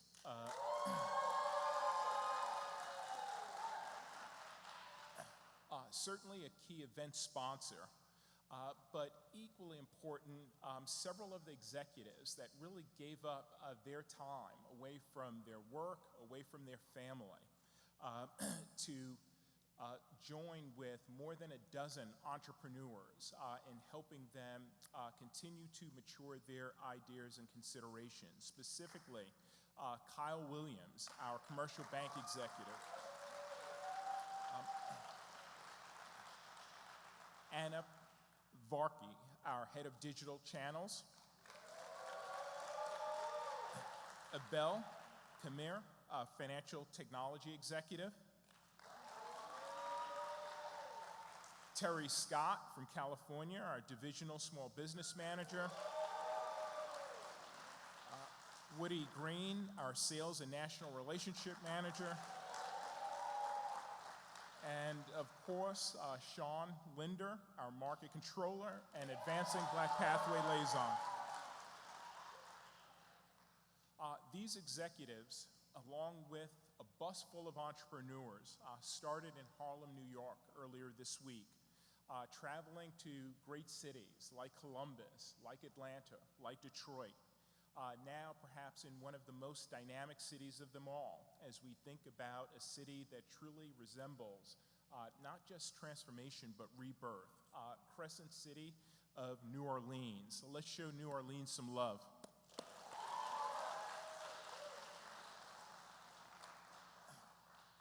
Again, we're here today to celebrate these thought leaders, these entrepreneurs, these true innovators from across our great nation, and as we saw, from even beyond our great nation, really help us understand their ideas and how those ideas can truly transform how we do business as individuals and as companies. What is critically important as we think through this experience, truly transformative, is that we acknowledge that we truly are part of an age of acceleration. And this age of acceleration is being driven by a number of things, but in many cases, there are two foundational abilities that allow us to continue to evolve and mature our capabilities to address it effectively. There are two capabilities that we saw in high fidelity as we witnessed this week. One of them is this notion of innovation and this notion of entrepreneurship.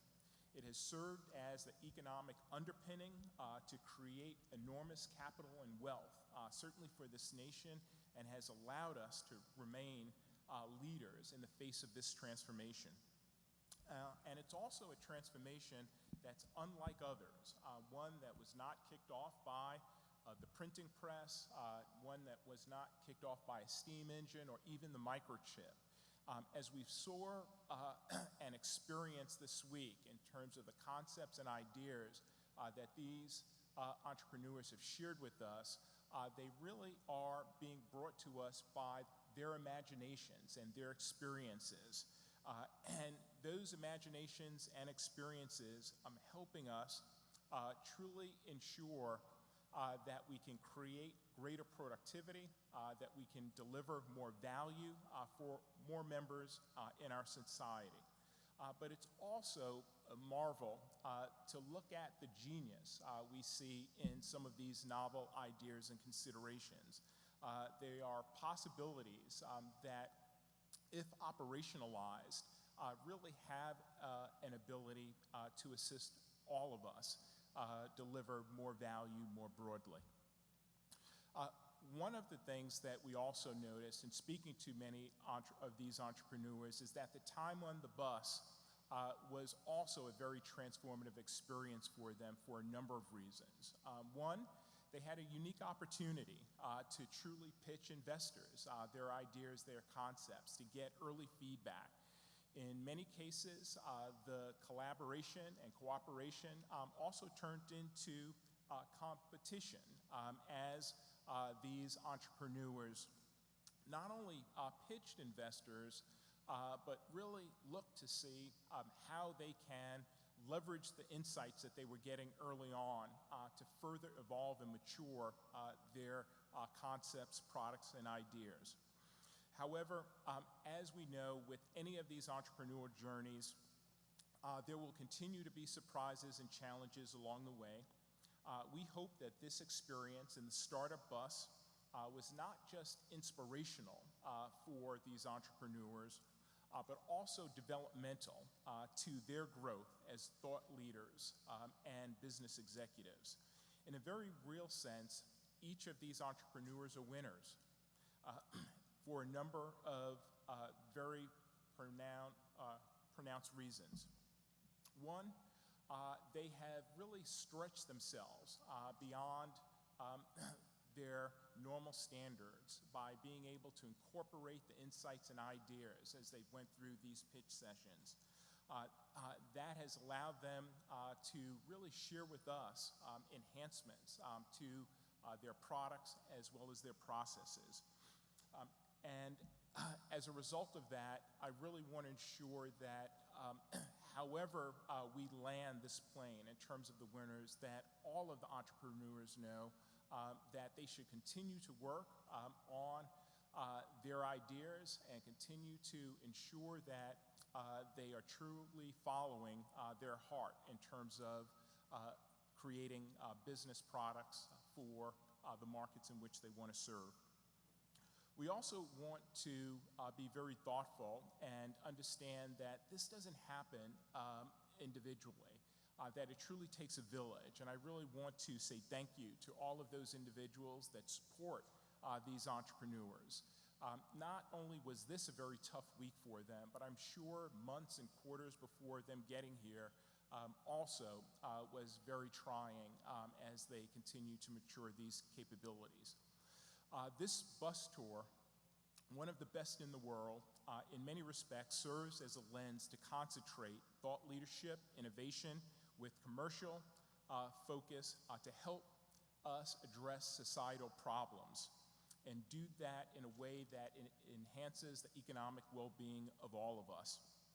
Today, in many respects, we make history as a result of the genius of these entrepreneurs and what they are continuing to mature well beyond them leaving the stage and us closing down this theater.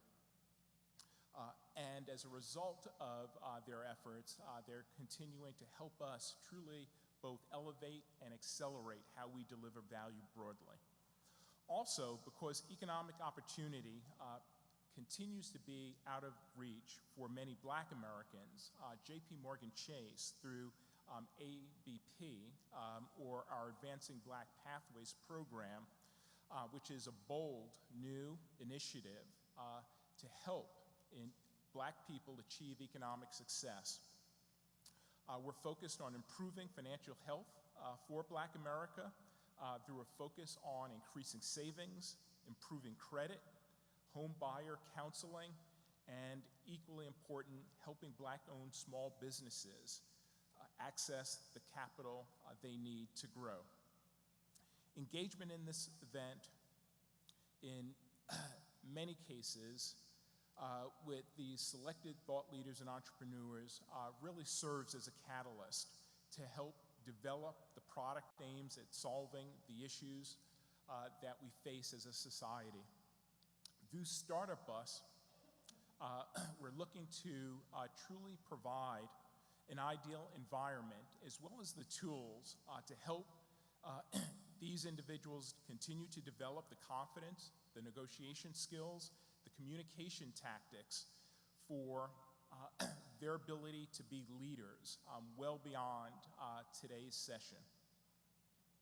In closing, I would like to reinforce comments from Sekou Kalan, head of our Advancing Black Pathways initiative at J.P. Morgan Chase. His comment specifically is that through our sponsorship of the StartupBus competition, we are aiming to teach rising Black entrepreneurs about the startup process and enhance their financial experience. This competition aligned with the long-term goal to drive inclusive growth by empowering more people in the Black community to further their education, to grow their careers, and to build wealth. Again, thank each of you for joining us in celebrating these heroes of innovation. Yeah, thank you. Thank you, Jesse. A round of applause for all of our fantastic keynote speakers. All right, now the judges will come back in a bit. What I want you all to do is get everyone in here, because at 2:35 we will be announcing who the finalists are. All right, that's 2:35. Be ready.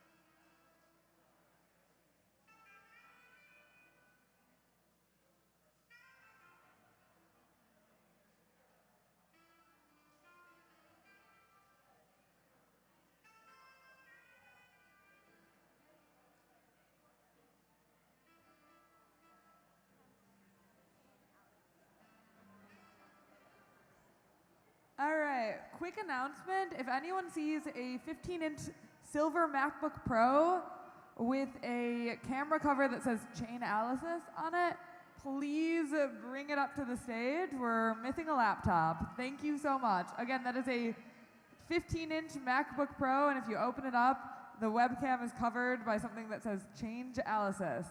And please find it. We'll be very grateful.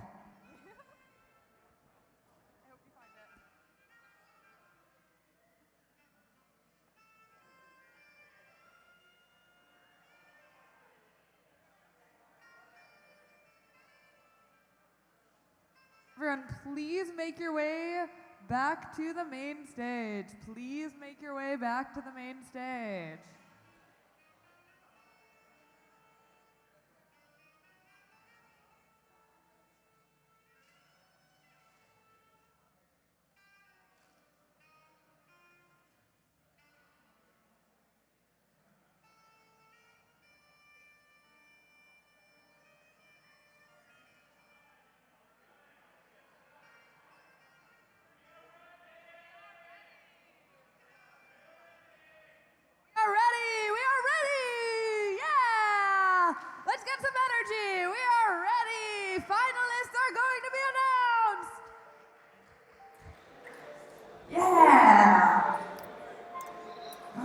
Judges make their way back, and everyone come here. This is an important announcement.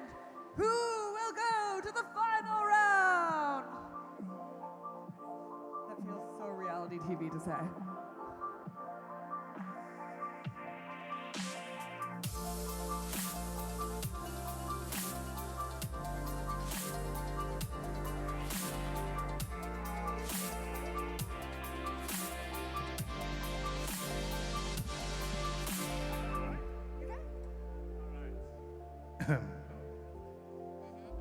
Fade that. All right. All right, thanks very much, everyone, for your participation. It's very hard to be coming on the bus. So by building the 28 startups that you're all done, you've already won this competition. You won a great journey, friends, and things that you can treasure forever. He's already captured 3. With that said, there can only be one winner, 12 finalists, and now 12 semi-finalists, and now there's 6 finalists. So we're going to present, each judge are going to announce one finalist that we had deliberated. We had a very long discussion. Every team has been considered carefully and thoroughly. So may I ask the first judge, Greg? Thank you very much. And guys, thank you very much to Colleen, and to Madeleine for putting this on. Thank you very much. You guys have done a great job. Really appreciate it. Guys, this is StartupBus number 9 that I've done, and every year they get better and better, and this is no exception. You guys kicked ass. We're extremely impressed. You should give yourselves a round of applause, seriously.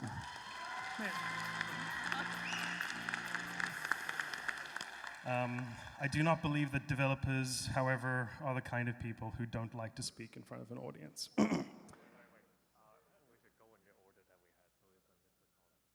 Oh, okay. I just want to say one thing. We discussed a number of, almost every single team that we discussed got votes. Everyone, so it's always tough when we have to actually vote people in or out. We had some arguments. I don't know what's happening. I'll just move. Okay. Weird. Oh, okay. There was one thing that we all agreed upon was that you guys all did a really great job. Everyone in the semifinals is excellent. Our suggestion as a group, I think, was that when you present to the finals, to have one person doing it, and then to have the team take over for questions, because when you're switching back and forth, that's seconds that you're losing, that you could be getting your story across, you can be getting your pitch across, you could be more clear and focused. But with that said, over to our first semifinalist. Our first semifinalist is Hive.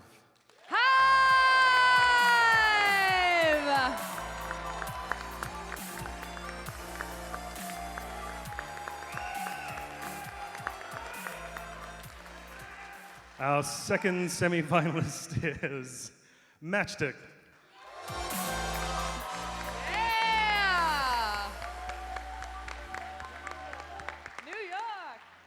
And the third semifinalist is Healthy Pups.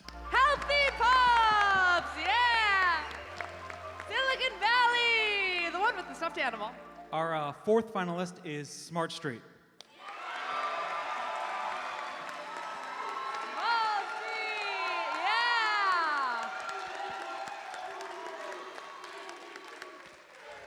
Yeah! Our next one is Office PE.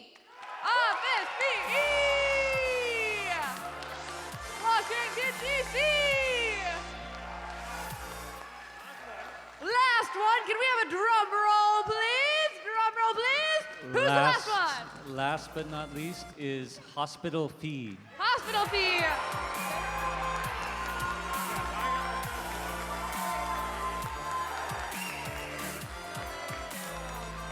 All right. And hospital fee, I know you have some flights leaving, so you'll get to present first, because I hear you're leaving in like an hour. So, all right. And so, thank you to our wonderful semifinal judges. Let's give them a round of applause. They did a fantastic job. They had a really tough job. And can the judges for finals please make your way up here? We've got some great people lined up. Can't wait to introduce them.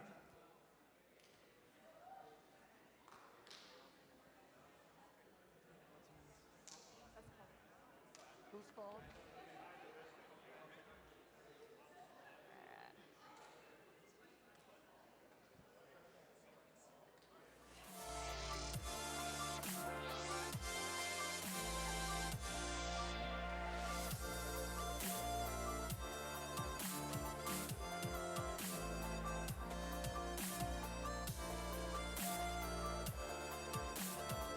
Please. The judges?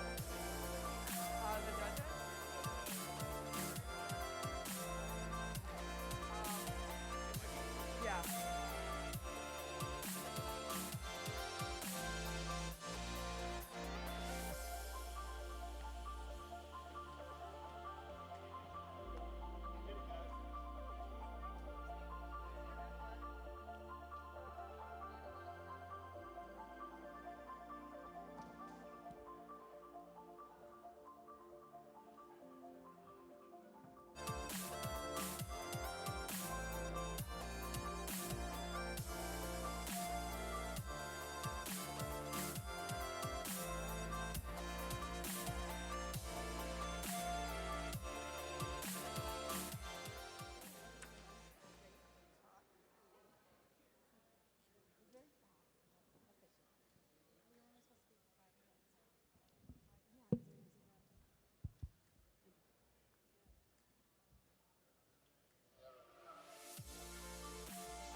We'll have a few minutes.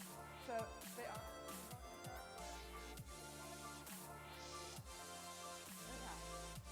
All right. So for the finalists, the format. You have 10 minutes. You get to choose what to do in them. Basically, it's free form. It's up to you.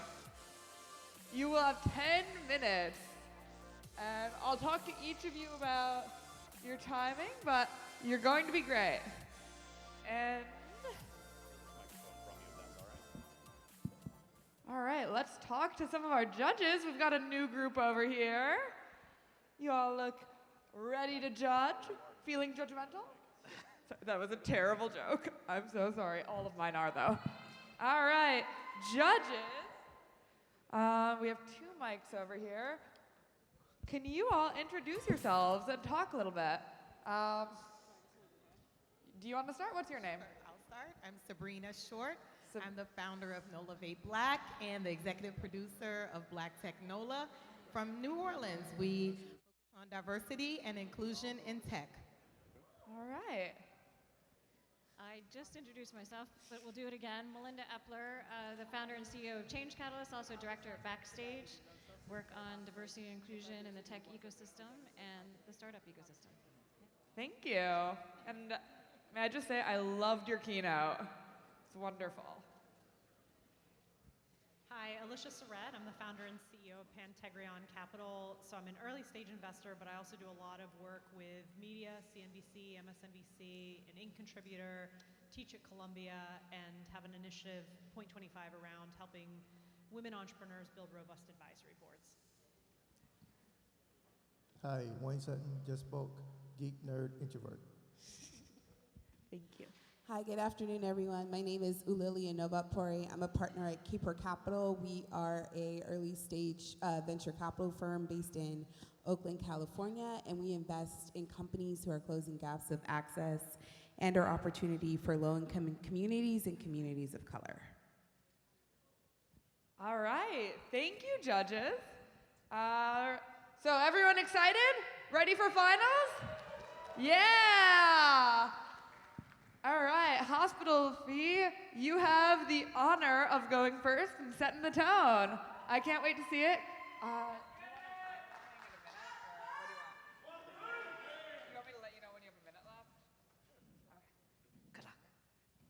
Whenever you're ready. Oh, sorry. All right, options. In life, when it comes to eating, shopping, or drinking, we have plenty of options, which is amazing. But what happens when life hits us with an unexpected accident? Are we going to be prepared for it? What are our options? My friend Lily here is going to tell you a story. So I was on my way to school, walking down the street, minding my own business. Then suddenly, a car bulldozes over me. I got a broken leg, I got a cracked knee, my bones were crushed. And my doctor slapped me with a $5,000 MRI fee, something that I couldn't afford. Why is it so expensive when internationally this same MRI costs only $500? What is the point of me having healthcare if I can't even afford it? I mean, there are companies out there that let us compare doctors and compare prices, but I need something with more value. I need something that's more affordable. So we are a Hospital Fee, and basically how we work is Lillian here would actually post what she wants, and she has a prescription. The screen is not showing. Okay, we have the tech here. We will set it up this way.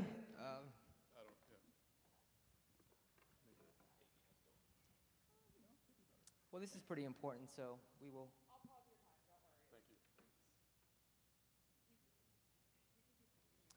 All right, so quickly give an overview.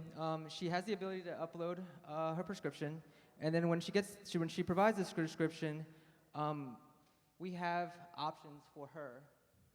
So there it is. All right. Perfect. We have options from her, from high bids, which would be considered quality, or down to value. It's really up to her to decide which is best for her, if she wants to get in quicker, or if she wants to go cost in that regard. Yep.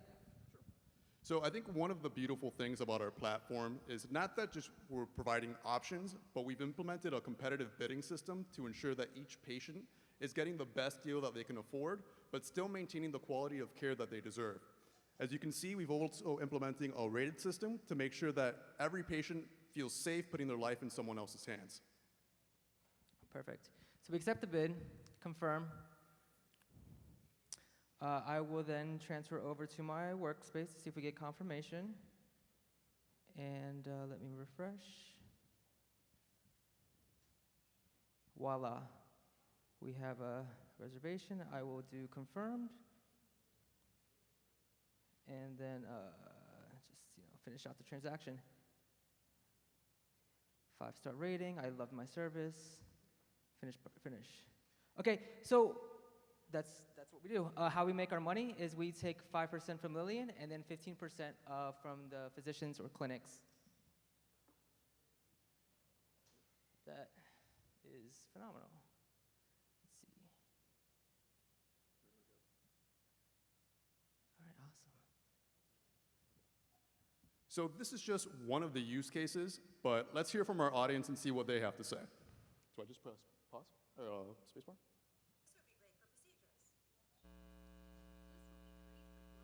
Oh, okay. Sorry.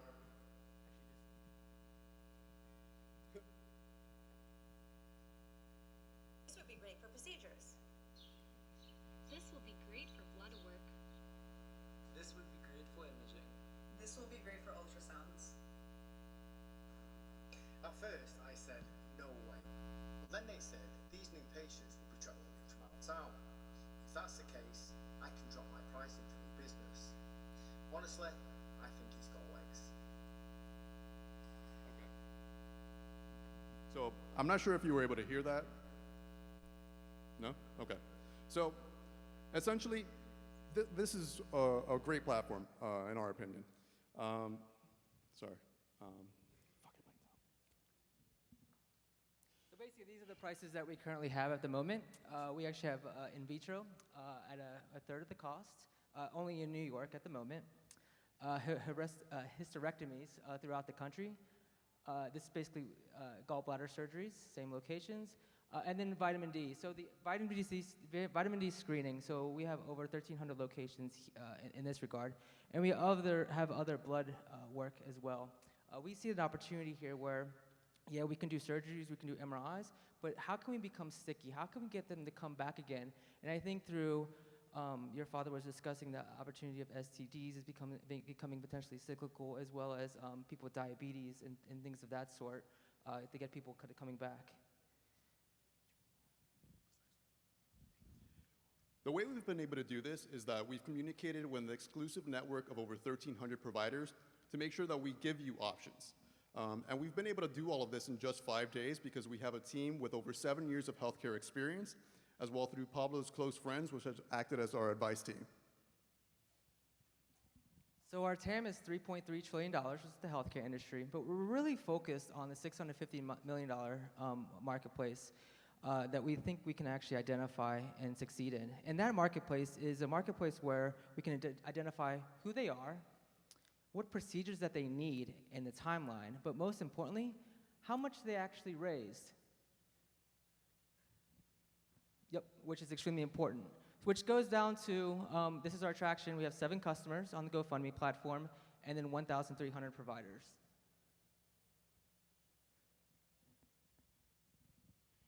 With hospital fee, we're going to be making a huge impact into the healthcare industry. I hope you agree. That's where we're going, and this is our future. Thank you.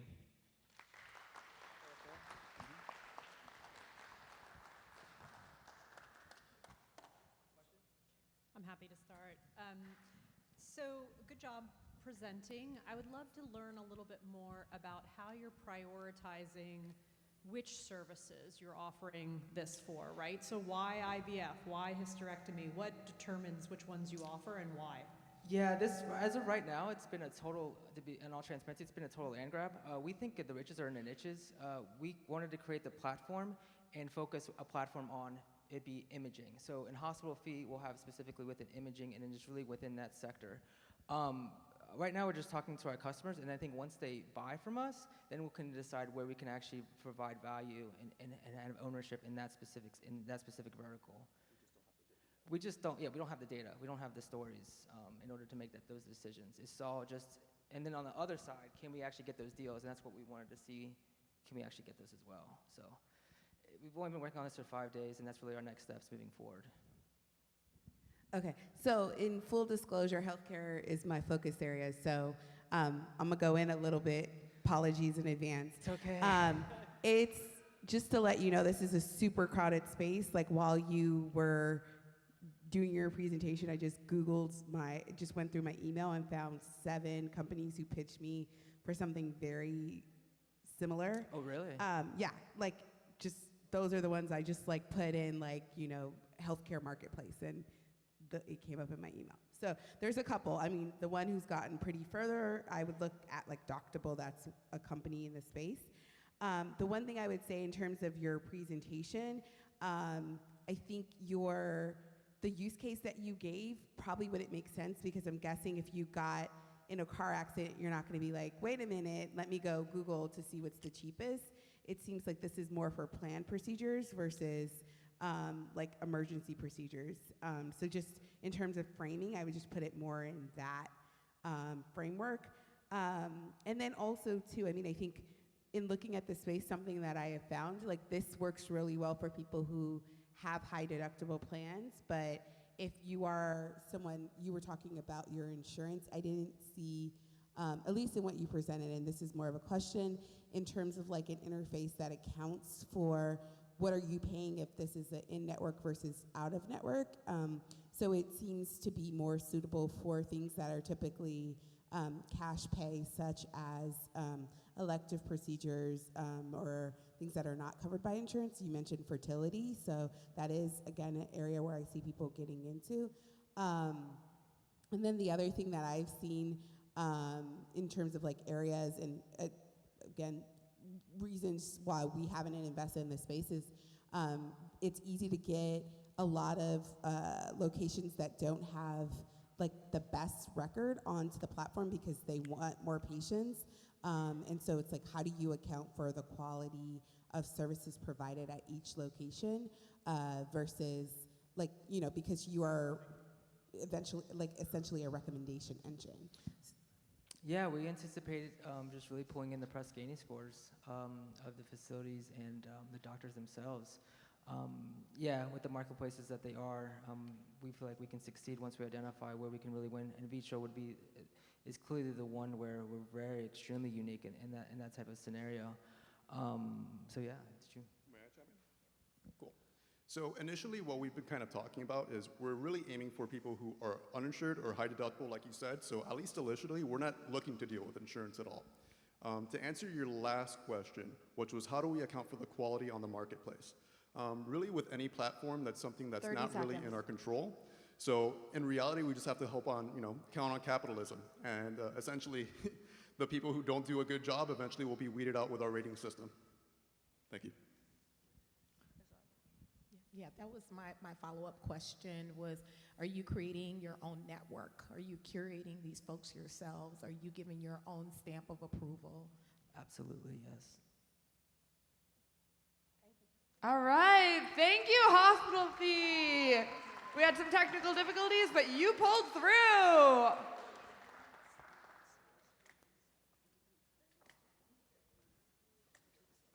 Thanks, sir. All right, and we'll have just wait 1 minute for our next team.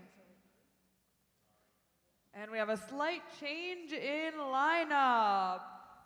A lot of people have flights today, so Small Street will be going on next, and Hive will be after them. So Small Street, please make your way to the stage. We don't want you to miss your flight. Small Street! Small Street! And if there's anyone else with flights, please approach us.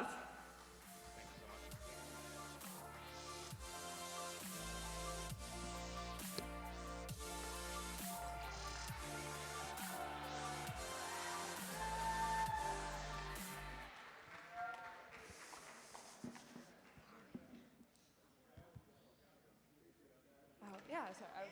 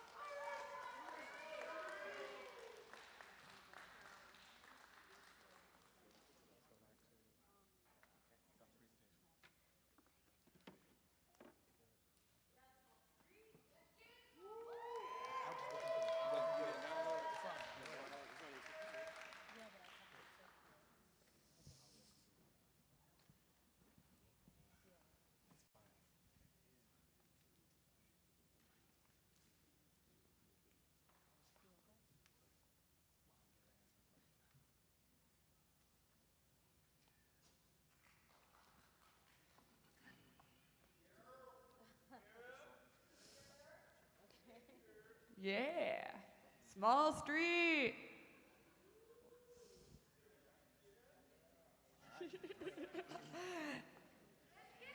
Yeah. Whenever you're ready. Small businesses are the American dream realized. They push communities and local economies forward. Yet every single day, 8,000 small business loan requests are denied by banks across the nation. What if those small businesses that aren't able to raise much needed capital through traditional funding for growth and scaling could raise it right there from the communities in which they serve, giving the community an opportunity to gain equity in the local business that they love? Ladies and gentlemen, I'd like to introduce to you Small Street. We are a uniquely designed platform which allows small businesses to create personalized profiles, determine the type of raise they'd like to have funded based on financial needs. Once it's fully funded, the funds are released. I grew up in Washington, D.C., and probably in a span of 9 years, I have seen the local community that I grew up in change overnight. It has changed because D.C. is becoming too expensive. For Black people that grew up in D.C., I can't even call it Chocolate City anymore. So the people that I knew that lived in D.C. are moving into Maryland, which borders right there. That is changing the landscape of a place that I knew and loved. That was my home. And to understand and to really see what gentrification has done to communities of color, it is changing literally how we raise our children. We are asking people to raise the next school teachers, the next leaders, but if you don't see that represented in your community, how can you become what you don't see? As a Black gay man, my landscape is also changing. Where I can afford to live, where I can actually work and not be chastised for being a Black gay man, all of those things are important. It's probably easier for me to find employment at a small business than it is a Fortune 500 company, because small businesses allow their employees to be themselves. So if you think about this for a second, in the US, there are 27 million small businesses. If we got 1%, just 1% of that marketplace, and on average, if all of those businesses did just one fundraise on Small Street at $15,000, we get 5% of the fully funded campaign. Over time, we would get $202 million. That's just one campaign. And we're talking about 8,000 American dreams crushed every day. That's roughly 3 million businesses not started in local communities. Communities are dying. And I'm sure everyone's thinking to themselves, how is this different from every other crowdfunding source? Well, we are intentionally focused on minority business leaders, minority-owned business leaders, those leaders that are 3 times more likely to start a business, making them 3 times as likely to be declined for that loan.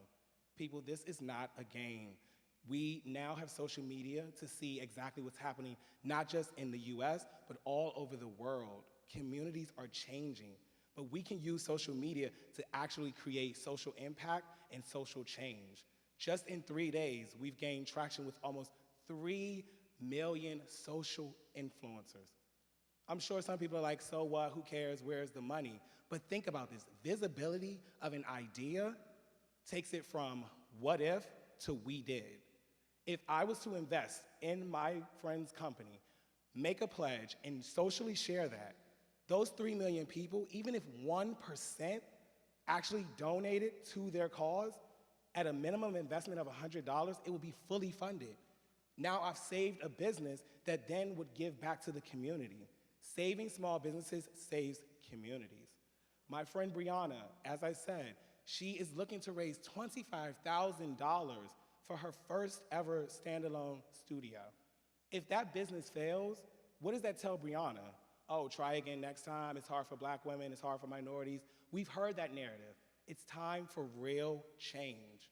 We're constantly voting with likes, we're constantly voting with social views.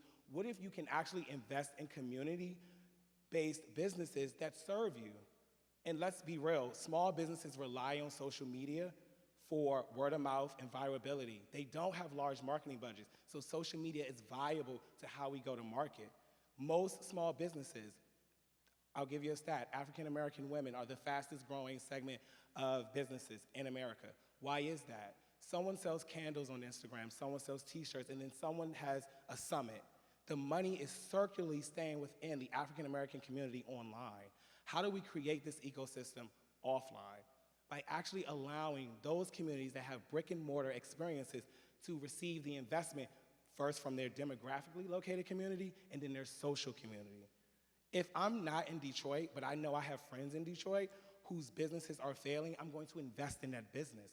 Then my friend in LA that follows me on social media will also invest in that business because she trusts my expertise, she trusts my opinion. This is what we are doing. We are changing micro-investing and making it intentional. You don't need another product to show off what new shoes you like or what new movies or what new restaurants, none of that. We need product. We need to use technology that actually allows us to save communities because the African American community, just from personal experience, is dying. It is no surprise that a lot of black people are moving to the South. After the Great Migration and they all went north, and now we're looking and we're being pushed back south. Our communities are becoming too expensive to live in up north, and now it's just cheaper to move south. We can change that by investing in local businesses because it gives that community a fighting chance. Ladies and gentlemen, we are Smart Street, the Wall Street of small businesses.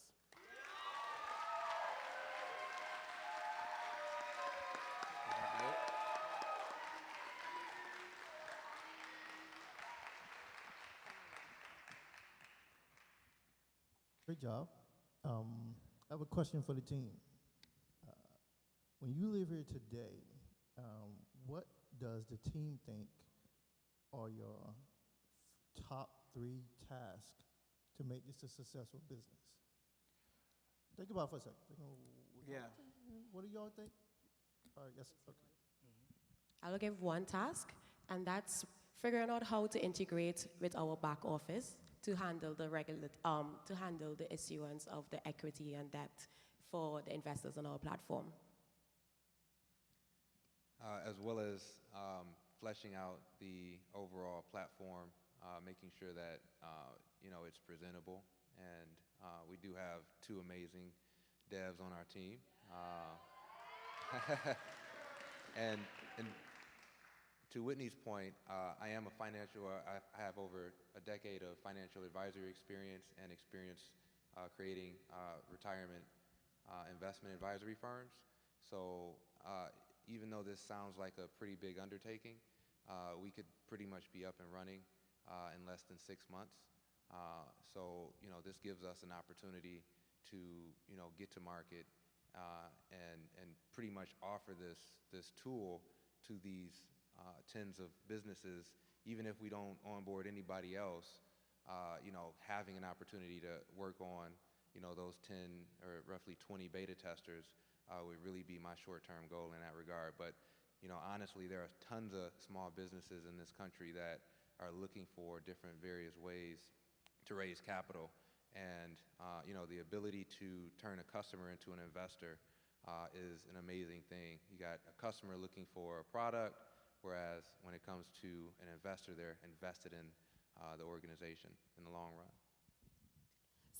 So it seems like this is going to be done as equity. So if I invest $100, I get equity. Is that correct? Correct. Have you looked? You said you're in the financial space. A big issue that we've seen when looking at similar platforms is the accredited investor rules in terms of government sets certain guidelines. Can you talk about how you're going to overcome those regulations? Yeah, so with the crowdfunding regulation that was passed in 2016, that gives us the ability to, and more specifically small business owners, the ability to raise capital from pretty much anybody up to $1 million. And that gives us as a firm the ability to avoid having to get that accredited investor designation of, from the investors that will be putting their money into this small business, as well as the back end protocol that Whitney wants to talk about. We partnered with a back office that is around, it handles the issuance of securities and 5 different seconds. Digital assets, where you can pretty much host a fundraiser on behalf of your clients. whether it's a Reg A, Reg C, Reg D, so that captures unaccredited, accredited investors, as well as US and non-US citizens, so we have the potential to scale internationally. Yeah, thank you. Yes, Small Street. Small Street. Oh, I need your microphone. I need your microphone. Thank you, Small Street. Yeah. Next up, we have Hive. Come on down.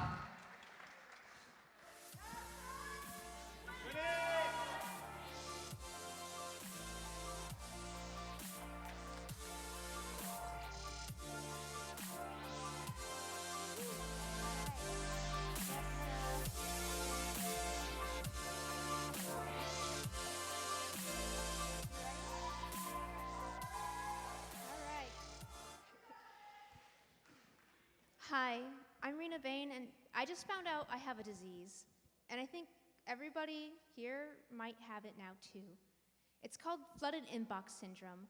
You sent out an email, and now you're getting hundreds, maybe thousands of emails in your inbox, all from spammers and scammers trying to exploit you. You have so many in your inbox right now that you don't know what the good ones or the bad ones are anymore. That's where Hive comes in. Hive helps protect email privacy, basically. All you have to, we have a web application and also a web extension that all you have to do is log into, and then you can create virtual email addresses on the fly. We like to call them drones, and basically they act as placeholder email addresses for your real email address, and it forwards the correct email to you, or the ones that you don't want to have to deal with, it pushes them away.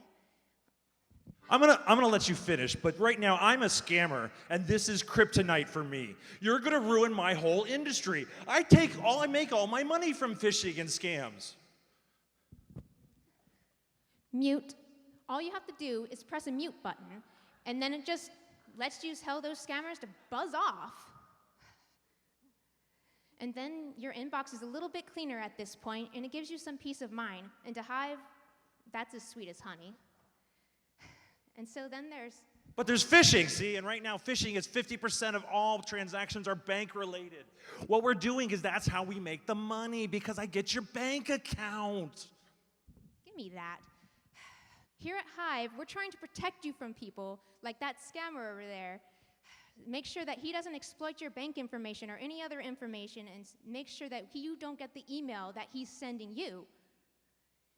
Oh, and now, right now, we're buzzing up a storm in terms of traction. We have 200 plus beta signups right now for our application. We also have a letter of intent from a B2B cloud service provider, and we just released our Chrome extension app, which is really awesome. Please download it now and make sure you don't have to deal with that guy. So all this traction wouldn't have been made possible without our amazing team. We have a great team composition. We have the know-how to make this application and the market background in order to understand what the problem is and how to fix it. And we got great social media platforms in order to bring it out to people so that they can interact with it and get the benefits from it. And as well as the team. But there's lots of competition out there. There are fake email generators, 10-minute email, Mailinator. There's even programs like KnowBe4 and Sonos that pay up to $60 a user per month just to teach people how to avoid people like me. What makes you think you're any different? We're different from the competition right now because most of those have emails that they disappear within 10 minutes. Ours are permanent, and you can reply to them and interact with the people that you actually want to talk to and make sure that you don't interact with those guys. We have sender authentication that makes sure that if you're interacting with somebody and you get spammed to that drone address, basically you know that they can't be trusted because they're sending your email without your permission. We also have a lot of bee puns because the market needs bee puns. So in order to go to market, we're planning on using a freemium model in the first 3 years, and then after that, we're going to a B2B white labeling solution where we want to focus on banks to help people and save their financial information and not have that exploited. We'll start with small banks and then move to medium-sized banks and try and get an 80% profit margin off of that. So everybody sign up for Hive and create a Hive account so you can have your own Hive and make sure you don't have to deal with that guy anymore.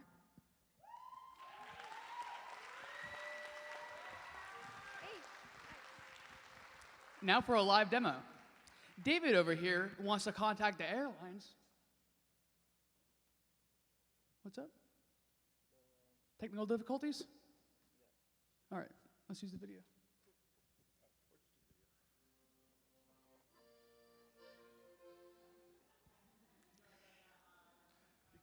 Because I got Hive.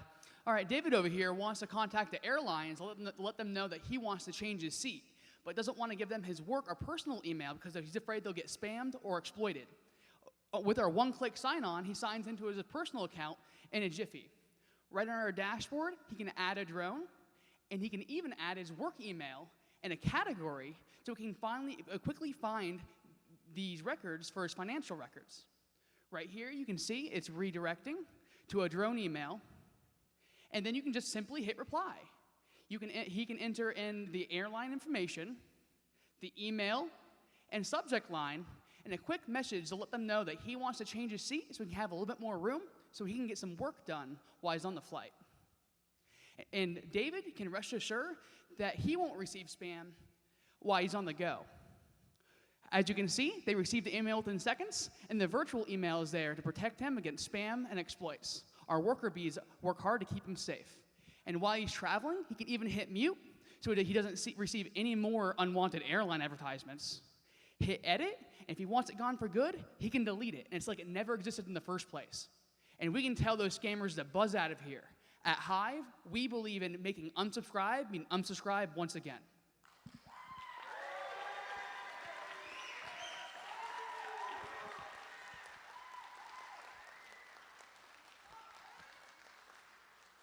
Thank you for that. So I wanted to hear a little bit more about your sales and marketing strategy, specifically on the customer side. I'd love to hear how you're mapping out potential customers, how you're prioritizing which ones to target, and then how you're efficiently getting to them to sell your service. Thank you, that's a great question. So go-to-market strategy for years 1 through 3 is a customer-focused mission. So we're actually approaching a lot of the security market, and what we're doing is trying to incentivize demand through that freemium model to the financial industry. So as this becomes more popular and the banks are receiving Hive emails, they'll start to react to that part. I'm actually right now working on trying to get a spot at DEF CON August 8th to present this project as well.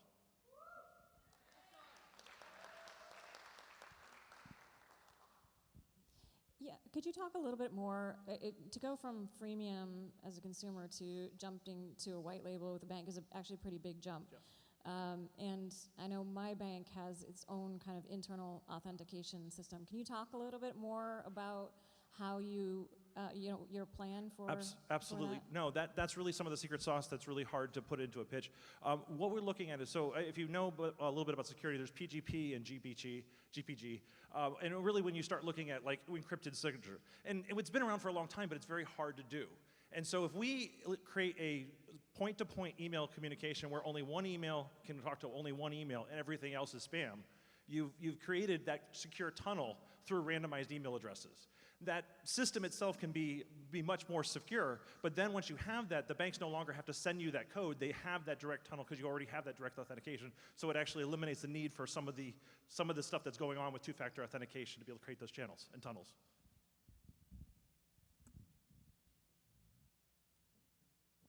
I get how you can help me, but what are you going to do to make me trust you with handling my email? I didn't hear that in the pitch. Why should I trust you? Like, what is your security? What is your, I would like to hear more about that. Absolutely, and that's really where... in privacy as a whole. No, absolutely, and I think that's really where the open source model, that the security, reaching out to the security community first with white papers and really putting a lot of the stuff out there showing how this works so that it can be rigorously tested. I mean, like I'm saying, I'm going to the biggest hacker convention in the States in about 2 weeks to present this. And so in that process, I'm going to bulletproof it. And so that's part of where the backing it is. You get all the people out there. And believe me, I have been an email marketer for many years. I know what some of these people do to sell email addresses. In fact, I actually scraped every single email address here from the Slack channel and sent everyone here an email. Talk about trust. And we also save no data, and we plan on releasing some white papers to prove that, an academic source. Thank you. So just to clarify, is your market is your market the consumer or the security market? Actually, it's a little bit of both. What we're planning to do is capitalize on something called the consumerization of IT, where people now use stuff at home and they bring it to the office and they go, we want to use this there. So we're going to use consumer appeal to get businesses to buy into it, but at the same time, we are talking to people like StartupBus, who are a federated cloud identity provider, who will provide it to their customers on an enterprise basis. So we're actually working it from both ends. And how do you look at, I guess, like other email, like Superhuman and other copiers who are trying to target the similar problem? Like, they actually would work in synergy. Basically, our email system is kind of like when you were in grade school and you weren't talking to somebody and you went through a go-between to do it. You know, hey, Davey, could you talk to Johnny, who I'm not talking to, and tell him he's a poopy head? That kind of thing.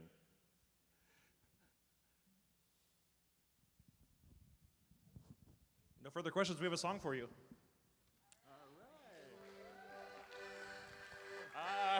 I was gonna get some spam, but then I got Hive. Was gonna get my inbox jammed, but then I got Hive. My email's really queen, and you know why? Yeah, hey, 'cause I got Hive, 'cause I got Hive, 'cause I got Hive. Thank you, Startup Weekend! StartupBus. Yeah, next up we have Matchstick! Yeah! All right. I'll let you know at the 1 minute mark. Okay. Go Matchstick! Yeah! So we're going to do a quick energizer before we begin. Can everybody stand up? Okay. Judges too. And because you are a group of 5, I'll grab one of you. The least scared person, you at the end. And what we're going to do is you're going to put your hands up, both of your hands. Okay? Turn to the person next to you. Okay? And you're going to say, "You're awesome," while clapping 10 times.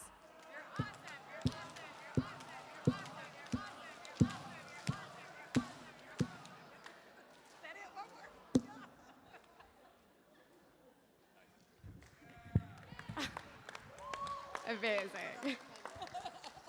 Cool. Now, to totally deviate, let me tell you about our product. Meet Matchstick. We are an automated visual tooling. Meet Monica. Monica is an amazing designer. Now meet Corey. Corey is an incredible developer. Corey implements Monica's designs. But there's inevitably a discrepancy between what Corey implements and Monica's design. And so Monica goes to the website for 5 to 10 hours every week and says to Corey, "Hey, can you move this logo 5 pixels to the left? Can you move that column 10 pixels to the right?" And so, because they're unfortunately constantly at odds because Monica's adding to Corey's backlog, they end up fighting about it. Until now, with Matchstick, we compare a link to your original design across to a link to your original design. And so we compared the two so that you can see the distinct differences between the design and the implementation on the website. This means that Monica doesn't need to spend 10 hours a week on manually figuring out that QA. Developers, the majority of engineering teams already spend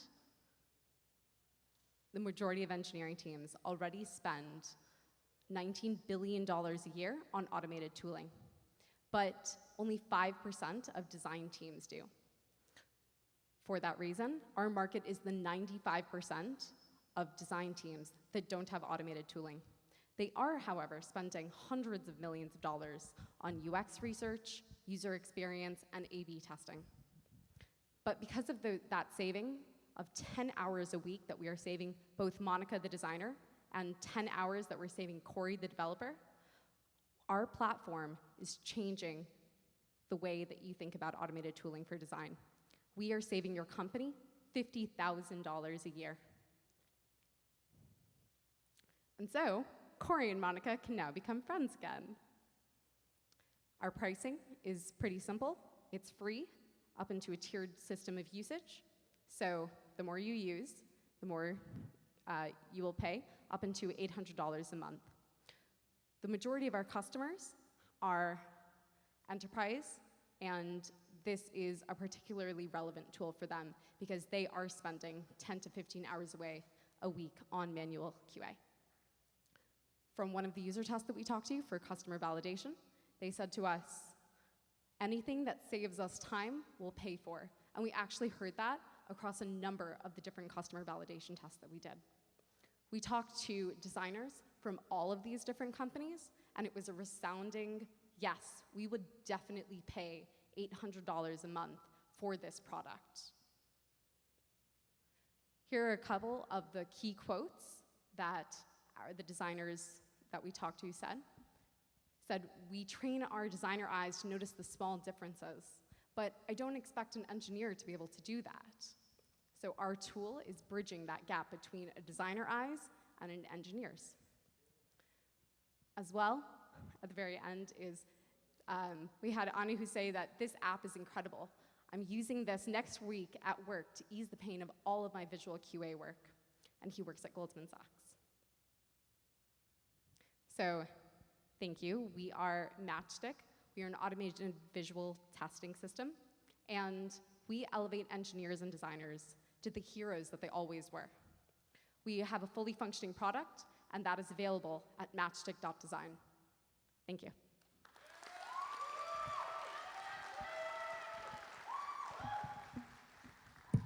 So really quickly, I'll run you through a demo of our product. So this is what the website looks like right now. The resolution is a little bit wonked because of the projection, but you can see that you can input 2 fields. Hit submit. We have an example here with the MailChimp website. I pre-baked some URLs. This includes a design link to Notion, example using Notion's website, as well as the live site for the Notion website. In the background, it's launching a headless browser and taking a screenshot of each of these websites to output. And that takes a little bit of time, and we're generating a report. That's why it loaded a little bit. You can toggle between the two and see what they look like, as well as you can zoom in and see in bigger detail exactly what is wrong. From there, we realized that integration is very important, and so we wanted to integrate with a tool like Trello to tie into existing pipelines and to existing feedback forms for these development teams. So you could do something like call out a specific discrepancy or inconsistency. If I can only type. Hit send to Trello, which is a Kanban tool. Close out of that, and you should be able to see it in the Trello right there.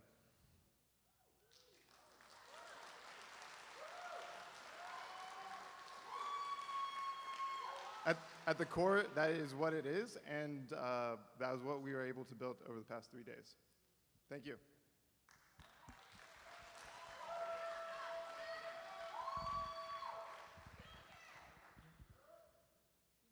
I would say as I started off my career in design, and as a designer and someone who used to build websites and get feedback, had to do iterations of every little change. I really love this product.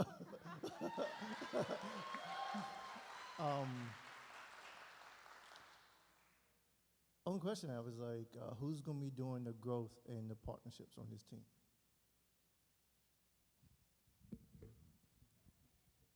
So our fundamental hypothesis for this is there are a couple tools out there that are already doing similar things, but they're developer first. So they require a developer to build this into their CI/CD process and their build flow. But developers aren't measured on pixel perfection like designers are. This is a pain point that they have every day. I'm a developer that sits in a design team, so I deal with this on a daily basis.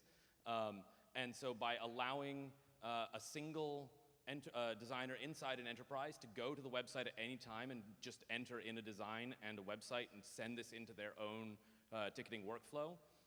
It's similar to the way that Slack has grown or Yammer grew back in the day, where once we get one person inside the enterprise using it, it starts spreading because they're sending tickets to other people using the tool, which spreads the tool, which gets other people to use the tool. And once we're in, we can more deeply integrate into their CI/CD and their build process and get deeper and deeper into the organization. But this is the Trojan horse to get in. We just need one person inside an enterprise, and it starts spreading itself inside the company.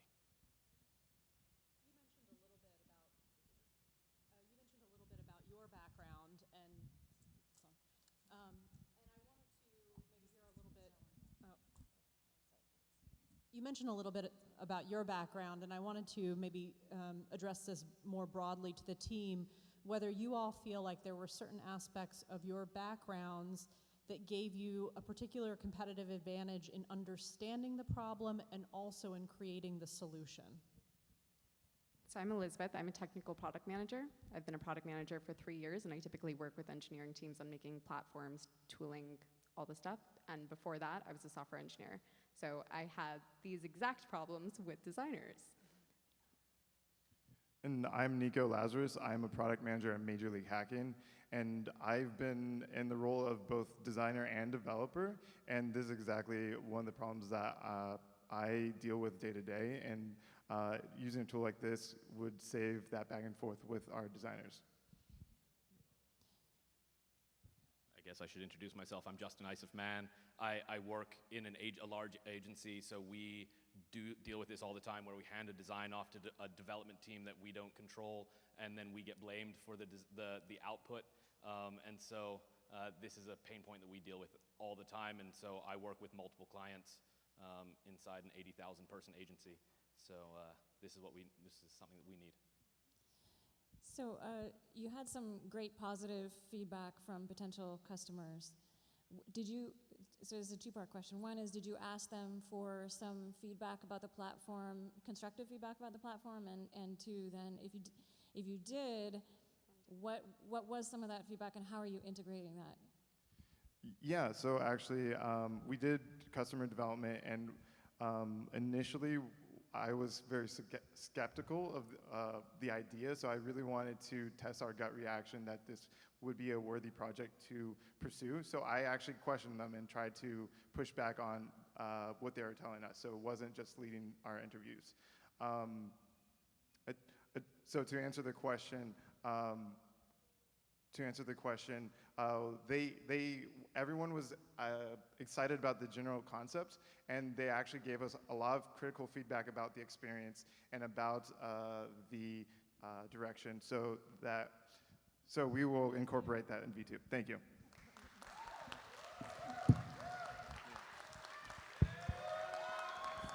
Right. Thank you, Matchstick. All right. And special thanks to Justin from Matchstick, who's been setting up everyone's computers. Yeah. This is a community effort, so here I am. Yeah. I'm just glad I'm not doing it. All right. Next up, we have Healthy Pops. I'll let you know at the 1 minute mark when, for warning. I'll let Josh know. All right. You're going to be great. They're the only team that has a stuffed animal. Ooh. Bribing the judges.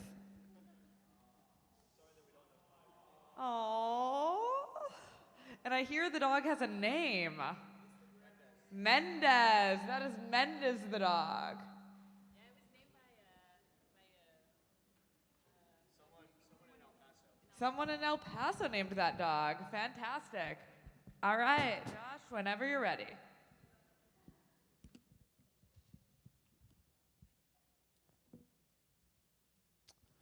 Hey everybody, my name's Josh Lochran and I'm here from Healthy Pups. When I was a kid, my family decided to breed our pet dog Ginger, and we did this as a labor of love. And when Ginger had her puppies, we wanted to make sure that every one of those puppies went to a good, happy, healthy, stable home. And when other people, hundreds of thousands of families across the country, when they breed their dogs every year, they too want to know where their puppies are going to be going, that it's going to a happy, healthy home. But the systems that are available today make that a little challenging. You don't know who's contacting you, and you spend a lot of time screening them. And really, that's only if you know what to ask. So there are other problems in this industry. Buyers of puppies, buyers of dogs, they're becoming aware of things like puppy mills, where unethical practices are hidden behind layers of abstraction, and the buyers don't know what's going on. They don't know the history of the dog that they're going to get. Ethical breeders, on the other hand, they exist, and they're listing their puppies out there, and, well, we want buyers to find those puppies. The listings that are available today for breeders across the country are somewhat disconnected. So there are lists of professional breeders, and there's Craigslist for amateurs who have puppies. There are websites where you can list puppies for sale, often from puppy mills. There's even a competitive website like Healthy Pups, beautiful name, that directly offers their puppies for sale. So that is a kennel which breeds their own litters and offers them for sale. So Healthy Pups is the answer to this problem. Healthy Pups is an online marketplace where sellers are able to make available their puppies only after we've pre-screened them to make sure that they're ethical, reliable breeders. And we do this by first interviewing them and going through a series of questions that the American Kennel Club, the ASPCA, and the USDA all suggest to ask of people who are buying puppies. On the other side of this two-way verification system, we're verifying that the buyers themselves are ethical people before they're able to get in contact with the person who's offering the puppies for sale.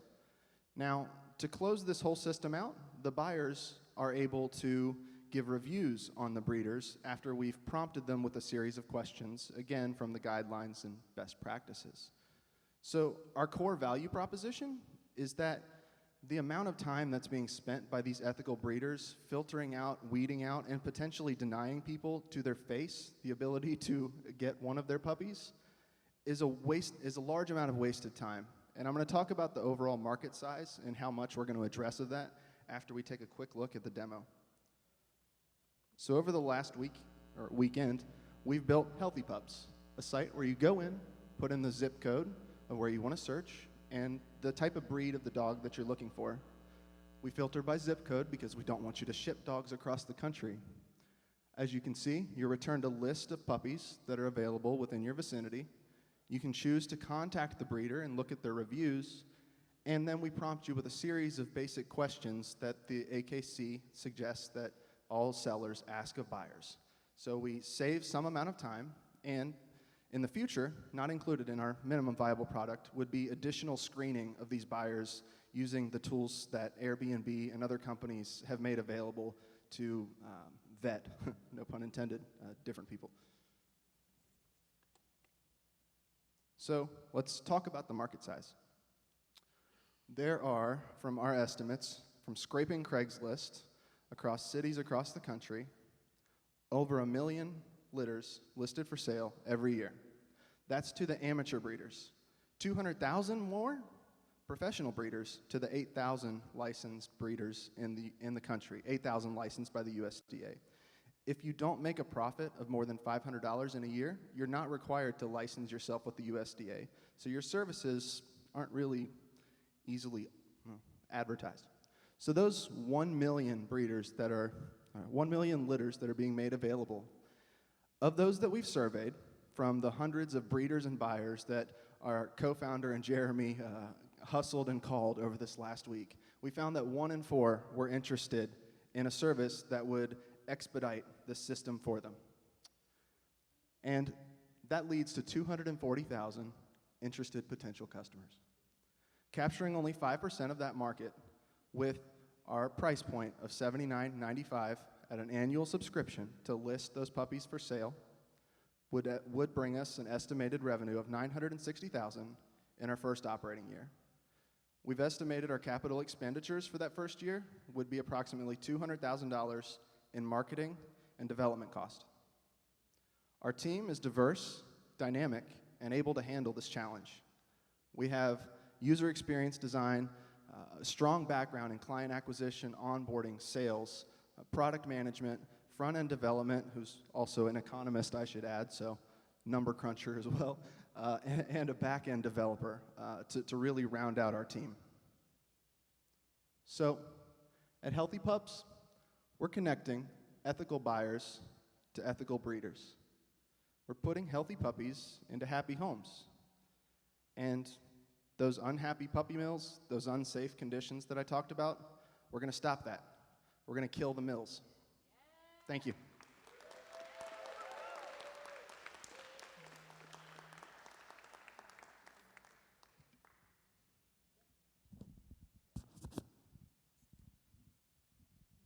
Nice job. So I had a question around any brainstorming you've done with potential partnerships, like, for example, the Westminster Dog Show, or whether there's certain associations out there. Give us a sense of how you both build a brand, but also potentially start relationships with customers in a more efficient way.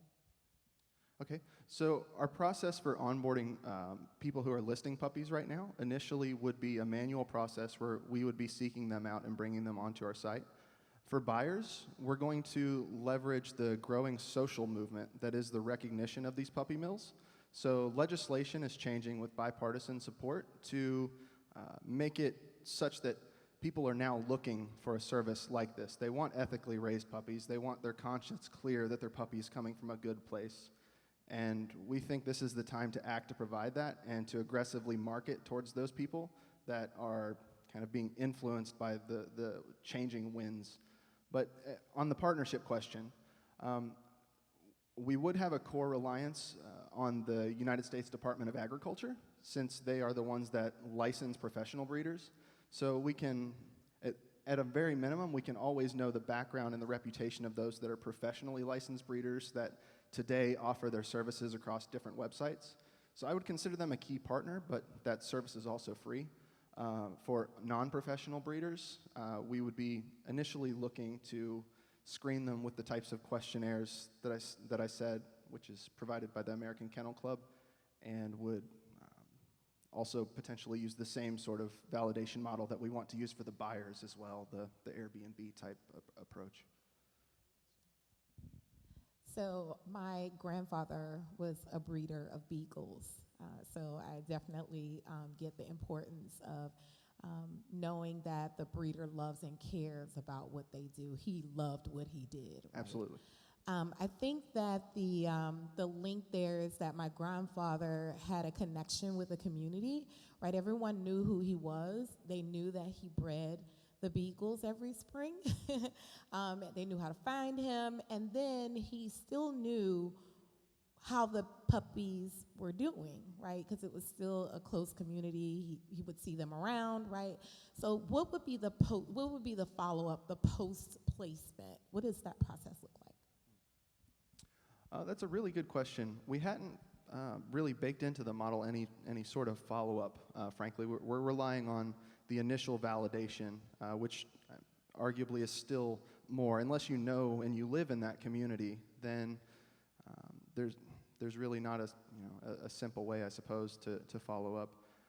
But I think what's important is that we think we can capture the percentage of the million plus litters that are listed on Craigslist, which clearly are being offered to people that they don't know. So folks like your father, those ethical breeders that already have a sense of community, they probably aren't listing on Craigslist today. So baking into our revenue projections, we're already kind of excluding those super ethical breeders, I suppose.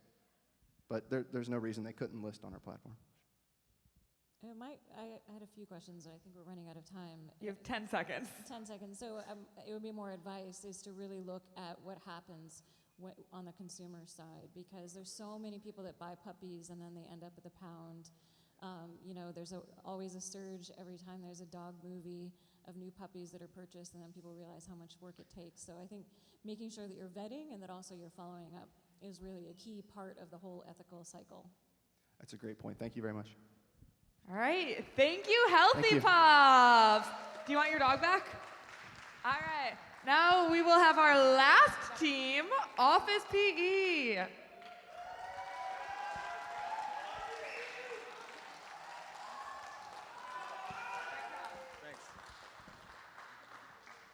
All right. I'll let you know when there's 1 minute left, okay? Good luck.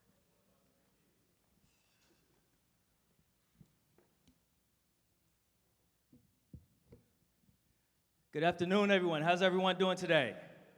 Yeah, I need a little more enthusiasm. Let's go. We're the last pitch. Let's go. StartupBus 2019. I'm David Gibson, one of the co-founders of Office PE here with my team. And what we're looking to do is create a new type of workday. And so one of the things that we found is that people work for 6 to 12 hours a day sitting at their desk and don't get a chance to really move around. And what that could cause is fatigue. And based on some of the studies that we've looked at, is that this fatigue causes $136 billion loss of productivity in the US, caused by US employees. And so that is a huge problem. That's a lot of wasted time and loss of productivity. And what some of the Fortune 500 companies have decided to do, and even professional organizations like the NBA, is invest in wellness programs. And what they've seen has been a 6-to-1 ROI. So what does Office PE do? How are we addressing this problem? Basically what we do is we find trainers that are out there and we vet them, we do background checks and due diligence, and we match them with the appropriate company that's looking to have a yoga class, have a strength and conditioning class, or a run club. So essentially, we're bringing fitness to the workplace. In addition, we're helping to adapt the different types of fitness programs at that workplace. So you may or may not have a fitness studio at your office building, but you may have a rooftop or a nearby park. So as a team building exercise, or even as part of your health and wellness program, you can implement our Office PE package. So what is our traction? Well, in the last 24 hours, we've been able to secure a number of partners. This includes small businesses, minority-owned businesses, as well as large organizations like WeWork Labs. WeWork Labs has 60 locations globally that focus on founders. And so some of you may have experienced some of the stress over this StartupBus tour. As a founder, you need ways to kind of work things out, get things moving and things of that nature. So what we have done is allowed a marketplace to be created so that we can deliver our services. How are we getting the word out? Well, we've already set up a social media campaign where you can claim your first free corporate client match. And to be honest, a lot of these fitness trainers are going crazy because they usually have like one-on-one type of trainings. And they're looking for new ways to get new clients and expand revenue. So we're providing a second string of income or a second string of revenue source for a lot of these trainers. All right, so our revenue model. We're a SaaS platform, and so we're offering this service to a corporate account starting at $100 per month. In addition, these corporations pay per class, so they're able to scale on a monthly basis the number of classes that they want hosted for their company. In addition, we're also giving them the ability to book fitness trainers on an individual basis. Our competitive edge. So yes, there are thousands of gyms that are out there that people pay monthly and don't even show up. So we're thinking that we can provide this service to fitness trainers to go on site and reducing the excuses that people make to go work out. Our growth. So we looked at a number of ways in which we can go outside of just the traditional office space. We definitely want to partner with more incubators, accelerators, and that whole startup community. In addition, apartment complexes that may or may not have a fitness studio, but they're constantly competing for new amenities to offer their residences. In addition, the retirement community. So in the next 40 years, folks that are in that retirement age, that number is going to double. And they're focusing now more than ever on not only nutrition, but also a healthy lifestyle. Our team is so unique. All right, so basically what happened was a grad student, a developer, an entrepreneur, and a lawyer walked into a bus, and we created Office PE.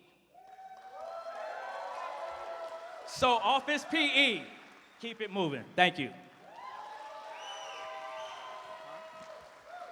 All right, so one of the things I want to go ahead and walk through is that we created a WordPress site that is mimicking some of the functionality that we wanted. We started tweeting and reaching out to the community in terms of, is this like a validated business idea? And so we've been able to get trainers to register on our platform. We've integrated with services such as Airtable, as well as MailChimp to collect information, as well as engage people instantly. In addition, we've with one of our partners, we've been able to acquire that database and integrate it into our own database. And now we have searchable trainers in different cities, over 2,500 as a sample, just to show you. These are real trainers that we have in our network today. In addition, employers can also register and let us know, hey, I want a boot camp, I want a physical therapist to show up, and I want them on Mondays, Wednesdays, and Fridays, as well as on a monthly or quarterly basis. And one more thing. So, we've been able to kind of figure out, how do we do mobile? So one of our colleagues here, Damon, was fortunate enough to learn how to build a mobile app. And so we do have an Android build, APK that we can share with you. Right now, he's going through the online registration process just to show you how we can log in. And through our mobile app so far, you can search and you can also schedule a session by click of a button. So that's a brief demo of how we're collecting data securely, as well as being able to begin matching trainers to employers. Thank you.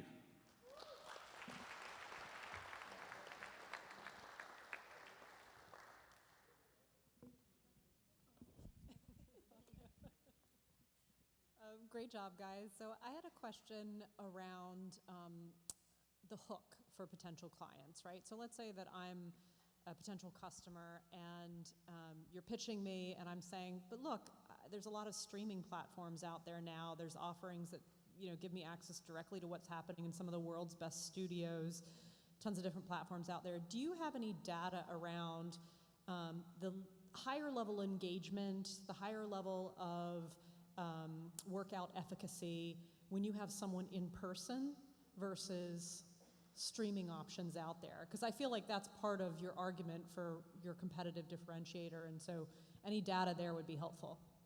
We have an example right here. So Allison said that she does not exercise, and this idea actually prompted her to join the team because she thought this could actually make her go and do workout. I actually have a subscription to videos that I never use. Okay. So no, we don't have the large-scale data. We did put out a survey. We have anecdotes from that, and several people are like me, sign up and then never do anything. I mean, should you proceed, it'd be really helpful to get a little bit more, Yes, yes. beyond sample size of one, like broader data. I think that'd be helpful. The survey is not enough. We know that. Sometimes all you need is just this gentle nudge. I had a question about one, the business model, and two, the cost side of things. It seemed like when you were going through the different categories, like you could sign up if you want weekly, monthly, or quarterly. But you talked about doing a software as a service, which is a monthly subscription. So interested in why you chose that, especially if there are folks who probably are just doing it quarterly. And then secondly, what does the fee side look like in terms of, as a trainer, how much are you earning? Yes. So to address the business model, we chose the $100 mark because we have our first paying contract actually with WeWork, and they're paying us that amount of money. So we have our first price validation in the marketplace. The second thing is that that basically gives them skin in the game in terms of saying, okay, we're going to host events on at least a weekly, a monthly, or quarterly basis. In addition to that, we'll be providing engagement kind of, services where we're sending out wellness affirmations via email or text, integration as far as a booked class on a calendar for you to know when your classes is coming up. And so all of those different services combined together allow us to seamlessly book, pay our trainers, and all those things so they don't have to worry about those. Right, thank you. Thank you, Office PE. And let's have a round of applause for everyone who's presented today. You were all amazing. Yeah, and thank you to our wonderful judges. Judging will begin now. Our director will show you where to go. Now, I have a very special speaker ready. Someone who's been here since the first ever Startup Bus. Dane Christian, wherever you are. Now, a few things about Dane. He drove the first Startup Bus, and he has driven a bus, I don't know what words are. He has driven a bus every year since. I think he might be one of the only people who's been involved every year, possibly the only one besides Ilya, but don't quote me on that. He also has the same birthday as me, which is pretty cool. All right, Dane, get on up here.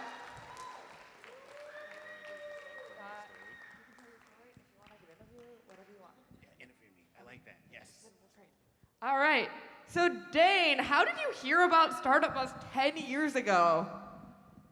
I kind of prefer to hold a microphone like this because I'm just... Do it. I'm just cool like that. Yeah, you are.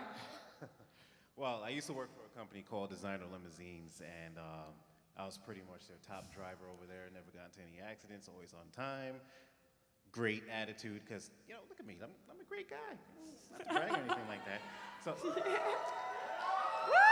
Thank you. So, basically, I just love the experience of just going cross country, and I was like, any chance I got to do Startup Bus, I was just there. So, I bought my first bus back in 2013-ish, and I reached out to a couple of startup people, and I said, hey, I got my own bus, you want to use me? Hey, let's go. So, here I am still. I have my own company. I've had a dream. I've had a fascination for buses since I was 3 years old. Aww. So pretty much growing up, going through high school and stuff like that, I already knew what I wanted to do with my life. I wanted to be in transportation. And now I have 5 buses, 5 of my own buses, and I'm getting ready to build a large facility and all that stuff. Yeah! So, I might stop at 10, but let's see what happens. Nice. So, Dane, I heard, so you manage your own bus company now. Yes. But what is the one event that you always drive for each year? I only drive Startup Bus now. I only drive Startup Bus. Okay, maybe 1 or 2 Canada trips during the year, but other than that, I kind of like the idea of being an entrepreneur and saying, hey, drive that bus for me. Okay, Dane, what do you think the most standout moment from all of your 10 Startup Buses would be? Weirdest thing, whatever comes to mind when someone asks you about it. 2014, the ice, we call it the ice bus You didn't even have to think about that. Listen, it was 100 miles of pure ice. And it took us from maybe 7 o'clock in the morning till 11 o'clock at night to get to where we needed to go. I have a video of that. I wish I could show it to you, but think about driving on 100 miles of ice with a big bus filled with people. Oh. So yeah. Oh, let's not forget, my first year at StartupBus, I heard a tornado touch down in the area. So I'm looking around because I can feel the wind pushing the bus around and stuff like that. So I'm hoping it's behind me so it can give me a nice push forward, you know? So yeah, it's pretty much 2. Those are the 2. Yeah, those sound absolutely terrifying. Yes. Was that the year, the ice storm year, the one where I remember hearing the story, people slept in a Taco Bell? Yes. That was that year? Yes. All right. Yes. See, aren't you glad that we're doing this in the summer? There's no ice storm this year. You're welcome. I had nothing to do with that. Thank you. You know, I don't have to buy snow tires now. Oh, wait, your buses are in New York where there is snow. I think they might still be important. I have all season, so it works. All but right. for that, something like that, we need I don't know if anybody's watched Knight Rider where you press a button and the spikes come out the tire. That's what we need. Ooh. We needed that badly that year.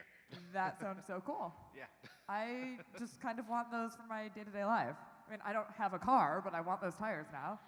So I'm not ever going to get that, but that seems like, that's just cool. Yes. All right, so Dane, one question that I think every alumni would be mad at me if I didn't ask you is, when the heck are we going to get you on as a participant? Come on, can we get verbal commitment to my man right Justin now? over there. Can we get verbal commitment from you now that you are going to ride next year? I'm actually going to ride the bus next year. Yes! I'm going to ride the bus next year. I feel accomplished as a host now. Yeah, you will ride the bus. An idea popped in my head, so I'm gonna do it. Yes. I'm gonna do All right, we finally got it. I'm going. Finally got me. Yeah, I'm going to pretend that me asking you on stage is what did it, but don't burst my bubble. Dane. Oh man, this is great. I love this. All right. So Dane, is there anything you want to plug or any question you wish that I'd asked you? Anything you want to plug? What's the name of your company? The name of my company is Checker Elite Inc. It just popped in my head. It sounded really cool. At first, it was just Checker, and then one of my guys says, "You know what? Call it Checker Elite." I was like, "Checker Elite." So here I am, your local and long distance experts. Yeah, thank you, Dane. I wanted to drop the mic like that commercial, that Verizon commercial. But no. Yeah, it's probably gonna be pretty loud. I can't do that. It would be too. I appreciate your restraint. All of our ears do too. All right. Thank you, Dane.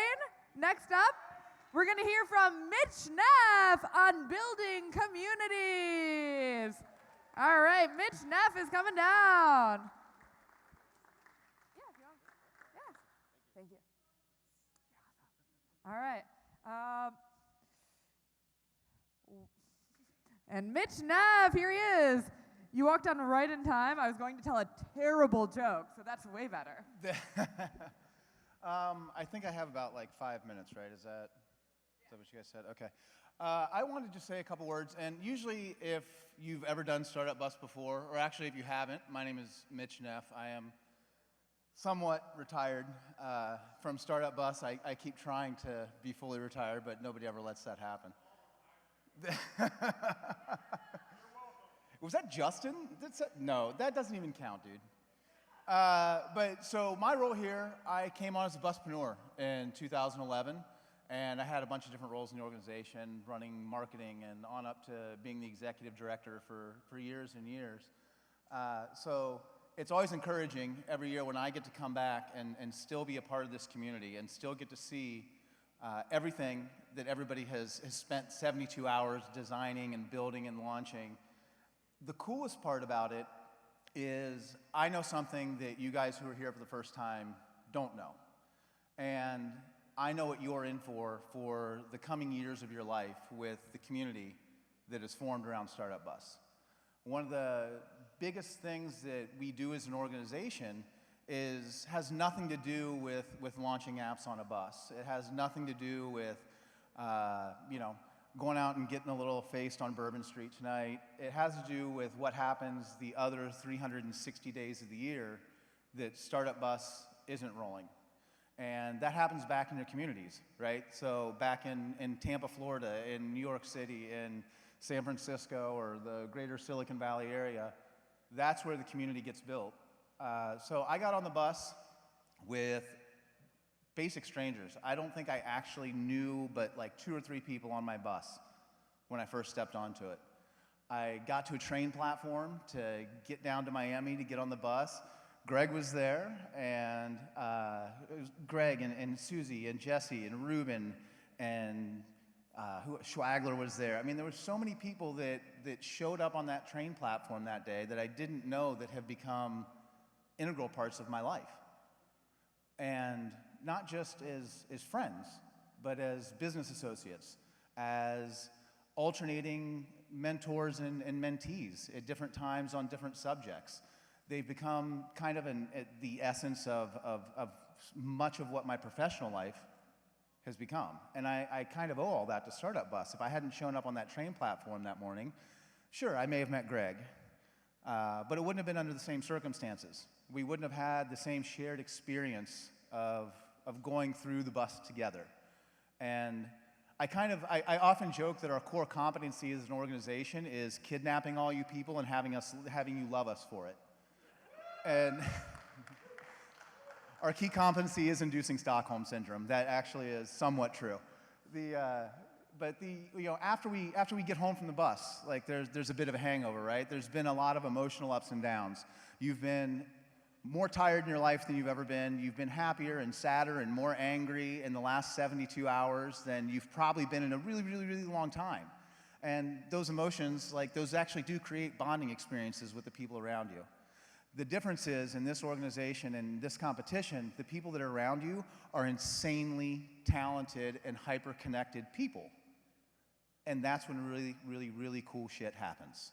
When you stay together with those people, when you build that community back home, when you get back to where you're coming from, find those buspreneurs around you. You know, set up an after-work drinks. Set up a thing to do on a Saturday. You know, keep those community bonds alive, because that's what keeps all of this going and actually kind of makes that bus magic happen in the end. You know, we've all done a hackathon before. We've all done a different event before, different kinds of events before, but none of them seem to kind of have that super magical feeling that comes out of being on the bus. And that's just because there's a network, a group of people so driven and so talented, all pulling the same direction. And that happens in our communities every day, and it really starts when you get home. That's the little bit of a word of admonishment that I wanted to give to you guys. I think we have something coming up next, Colleen, with a Q&A, if you want to come on up and introduce that. But you will also probably get a really sappy emotional email from me, within the next few days. That usually happens when I get home and get all sad and miss you guys again, so be on the lookout for that. Oh my gosh. I did that last year when I was a conductor. The sappiest email ever to every single person on my bus. It was the best. I'm surprised they still speak to me after that amount of sap. But speaking of conductors, we're going to bring up all the conductors right now for a quick Q&A. Conductors! Yeah, conductors! The unsung heroes of StartupBus. Yes, conductors, get on up here. What?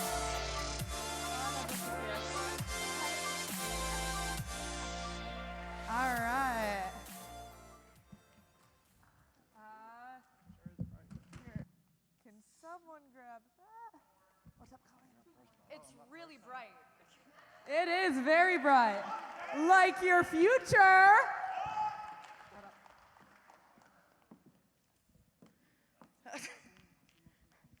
Thanks, Nick. Hi, what are we talking about? 5 minutes? Okay. Are all my people here? All right. Cool.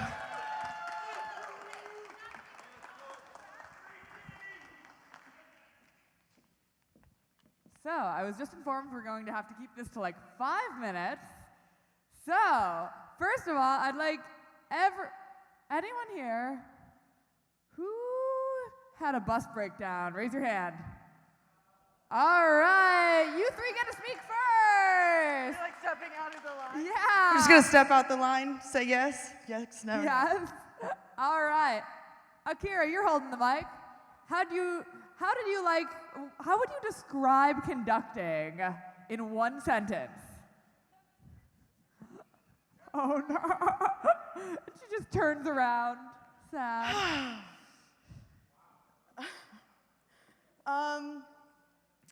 I would describe conducting as one of the hardest things I've ever done, one of the most challenging things. And I think if you do it like methodically, it gets a little bit easier. But even if you have the best of plans and there's no way that it's going to be thrown off, it will. So be prepared to pivot just as much as your teams do on your bus, because you will pivot that many times as well. Yeah, I thought I planned It wasn't for a sentence, everything. but I gave it to you in under 60 seconds, so. All right. Thank you, Akira. All right. Nick, what was your favorite part of directing? Probably breaking down in the Smoky Mountains. Was it pretty? Yeah, it was nice. Weather was good. Everybody got to get out and pitch, and we had a fun time. So breaking down was your favorite part? Well, and watching all these really, really talented people go from idea to business in 72 hours. Yeah! All right, we had one more breakdown person. Dick Rowan. What would you say to anyone who wanted to be a conductor? One piece of advice. We can come back to you. No. I'll do it. Do it. Challenge yourself. It'll suck, but then you'll get really, really excited and lose your voice because you've adopted all these teams as your own and you just want them to do well. It's super fulfilling. Yeah! Yeah! All right, so I was a buspreneur in 2013, and it was super stressful and super crazy. So I decided, I think this is a great way to give back to the community.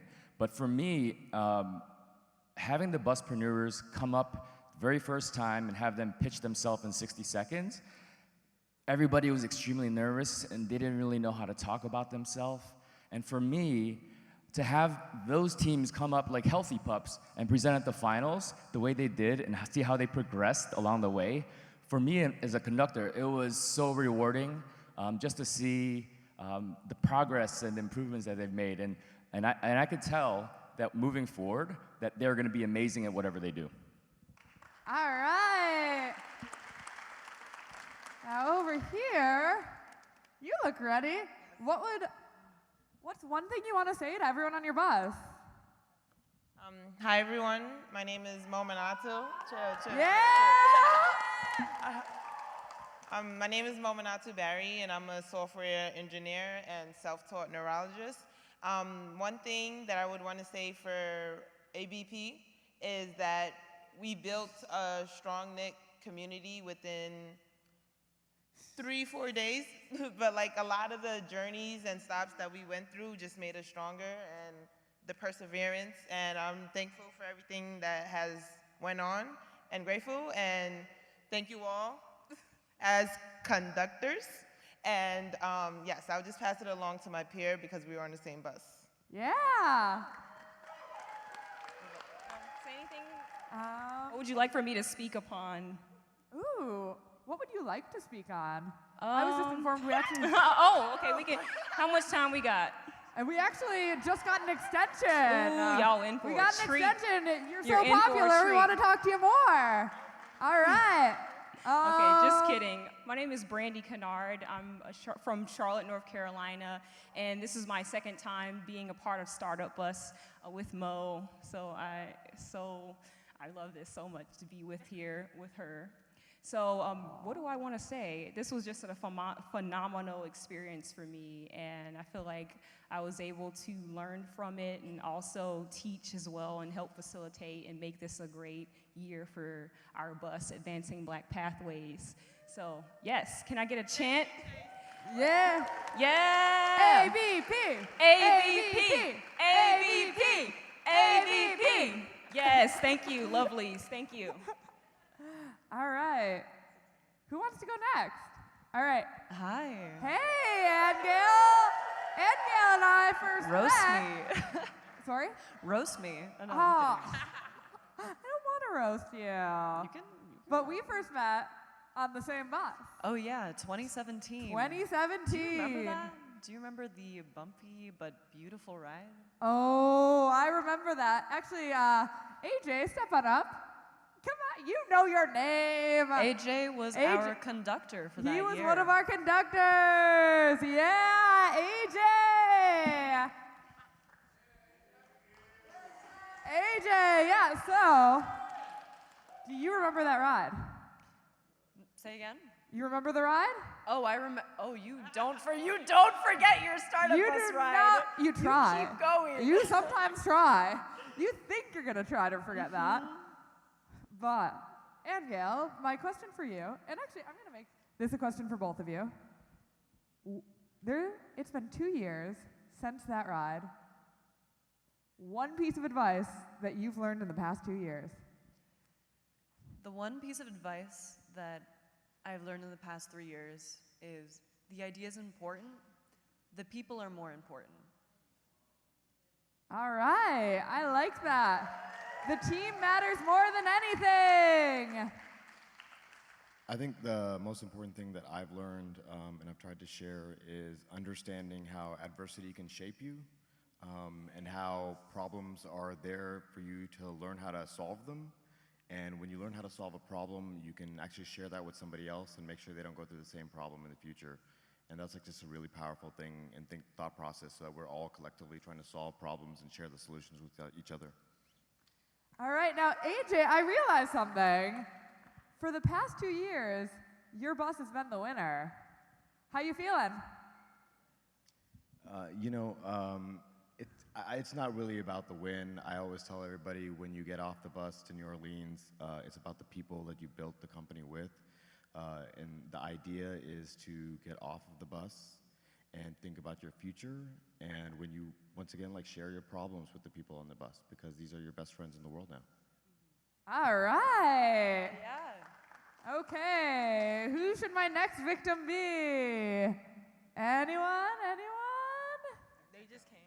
Yeah, come on up. Okay. Latecomers. Hey. Hi. Hey. Woo. All right. So, what year did all of you ride? What was your first year riding? I was in 2014 when we went to Austin. Oh, it was yeah, amazing, South yeah, rack by. space and everything. Oh, I was actually at South by that year. Not with Really? StartupBus, I was just there. another one. Yeah, but all right. What about everyone else? What year was your first year? The last year. Last year? 2015. 2015. And 2 years ago, 2017. Oh, that was my year. Yes. Nice. All right. So, what was everyone's favorite part of this trip? Not this trip. Yeah, we visit NASA. NASA? That's pretty cool. In Huntsville? Yeah. Oh, we did that last year. Yeah. It's so much fun, right? Yeah, a lot of rockets and space and Yeah, did everything. you get to go around and go on all the rides? Yeah, I want to go back and hope the guys enjoyed that You can part. go and ask them. They were really pleased with that trip. It's so much. Oh yeah, last year my bus had a sponsor who just sponsored Space Camp. It's the best. I miss it. I'm so jealous that you got to go this year. That sounds like so much fun. What about you? Space Camp? Yes, the space camp. Yes, you're right. Oh my gosh. I can't believe none of your riders mentioned Space Camp on stage. That is so awesome. Whose idea was Space Camp? Or was it all of... Nice. Awesome. All right. Yeah. We actually based the whole route based on that stop. We planned everything to go over there. That is so cool. Good job. All right. Ruby's was fun also. Ruby's, the barbecue place. Yes. Oh, cool. Corral. I think we went to a Waffle House when we were there. Oh, yeah, that was a year ago. Oh, you've got to go to Waffle House. You know, Madalena taught me once that Waffle House is used as a scale of disaster. This is actually true. You can tell how bad a disaster is by the Waffle House response. This is used by the US government. I don't remember any of the details. I was not planning on talking about this, but it is true. You can Google it. All right. Something else that was interesting was, and during this trip, it was Herbalife. Woo! All right. Well, thank you so much. Looks like our judges are back. So thank you to all of our conductors. I know I missed interviewing some of you, but you were all amazing. Gracias. Yeah, everyone was so good. Yeah. Oh. Also, reminder about the 15-inch MacBook Pro, please. If you see it, it's Monica's work laptop. What is it? Do you?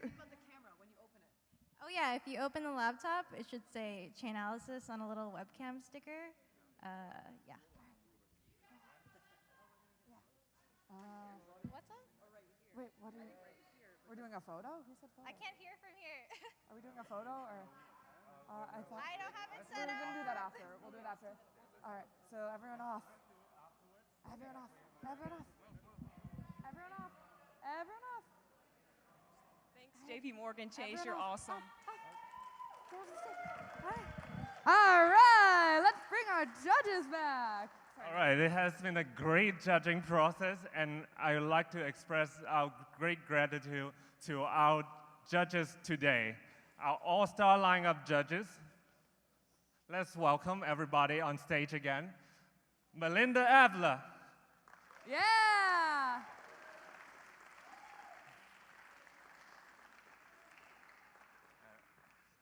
Sabrina Small. Yeah.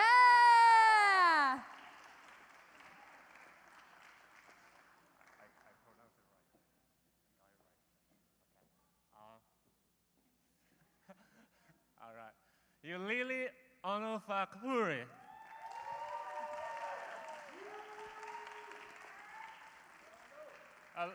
Alyssa Surratt. Yeah. And Wayne Sutton.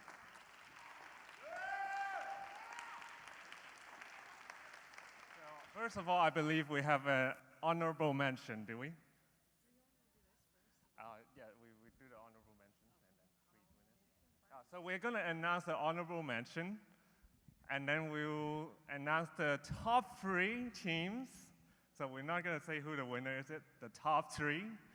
And then there will be a grand bus prize winner for the bus that had created the most buzz throughout this competition. And then we'll announce the winner, all right?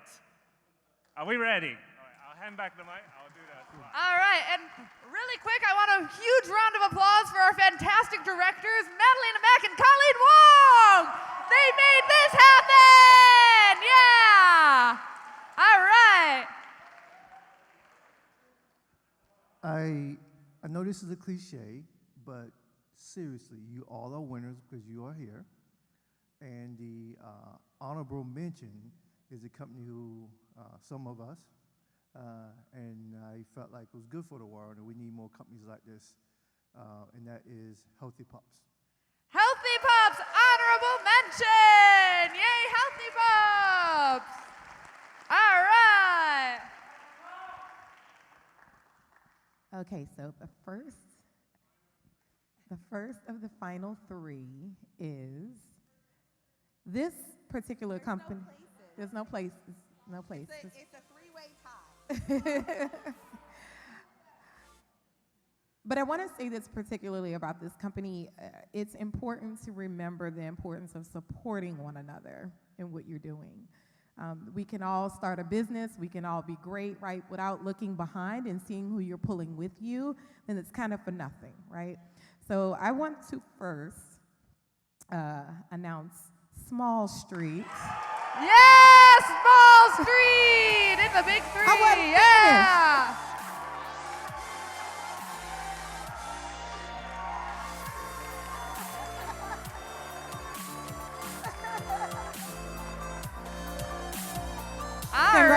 celebration. Love your energy. Wow. I wasn't finished. No, but good job, good job. Very good presentation, very good pitch, a lot of heart. Keep up the good work. Think big, go big. Yeah. So for the next of the three, I think the reminder here is that there's a thin line between good and evil. And to stay on the good side of things because the path to darkness is attractive. And so for that, the next winner is Hive. Hive! Yeah!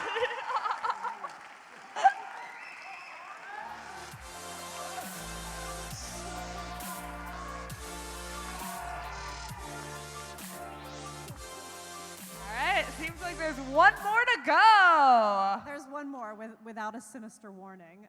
This last one, I have to say, the whole team was really excited, and we felt like the company in particular had a really strong understanding of what they were doing, the problem, the solution, and all aspects of the business. It is Matchstick. Matchstick! Yeah! Way to go!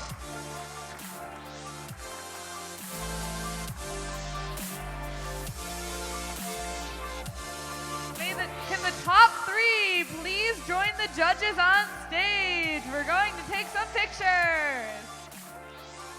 Oh, is there one more thing? Oh, and the wait. We have one more thing to announce. We'll do this with everyone on stage then. Everyone can come, or not. Come on up, and then we'll make the last announcement. More the merrier. All right, so the grand bus prize, it's not going to be a huge surprise, I don't think, to anybody. So they had the best social engagement. They attracted the greatest number of influencers and competed the most tasks in the curriculum. That is advancing Black entrepreneurs. Wow!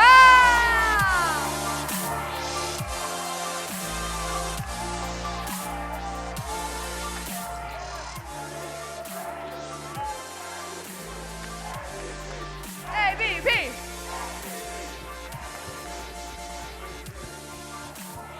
All right! Thank you, everyone. What a wonderful year. Can everyone gather for some pictures? Yeah, you all did wonderfully. Oh.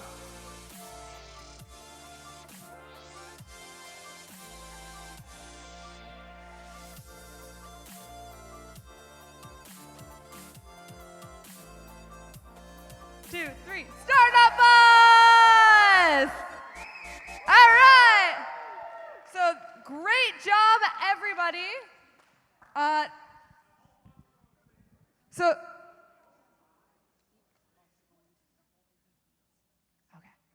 right. So thank you, everyone up here. We're going to ask the entire ABP bus to go on stage for a final picture. Yeah, what a good job. You should all be proud. Thanks.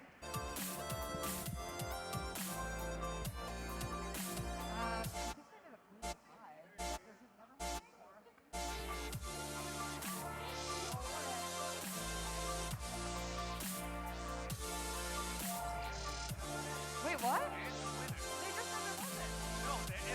There is one winner that will be announced after the photos. There is going to be one top winner. Sorry, there was a bit of confusion on stage. I was told there wasn't. All right, there will be one first place winner announced from the top three. So you are all great. One of you will get special accolades. All right.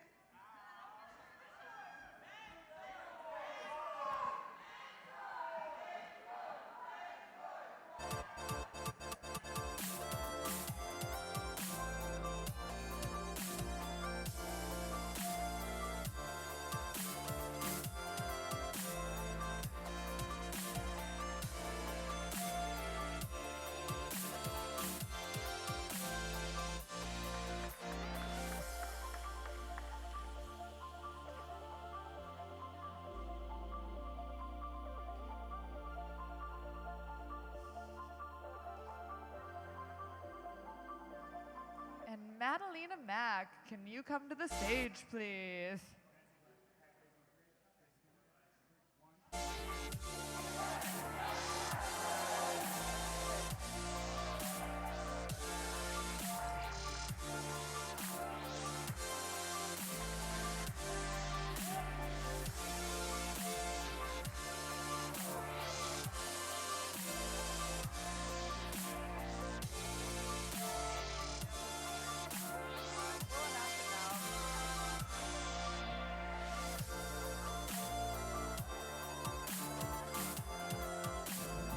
All right, and ladies and gentlemen, We have a winner to announce!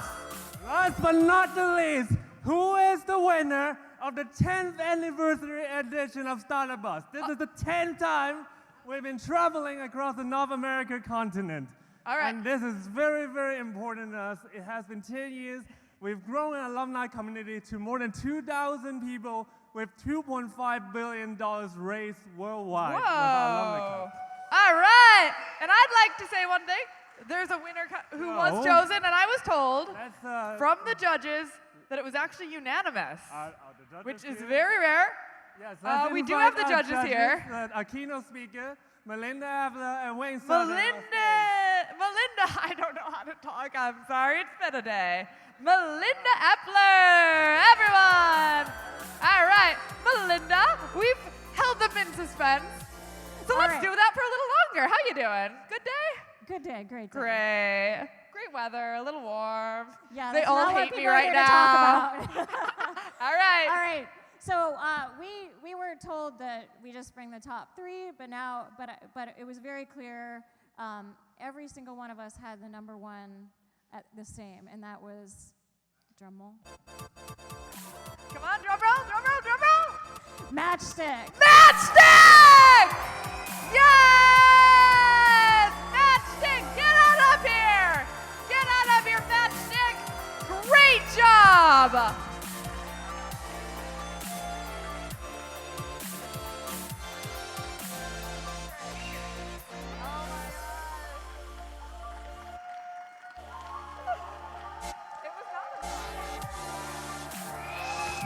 Somebody want to say? Come on!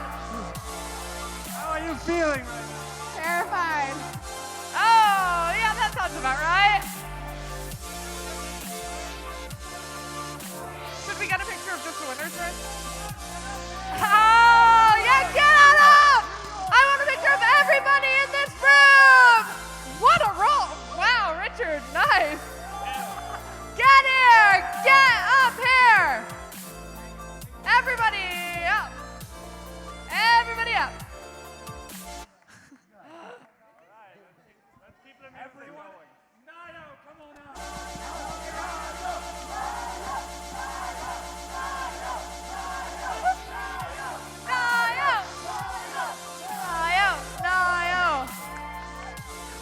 We called it O Nile last year, and I really wish I'd thought of Nile.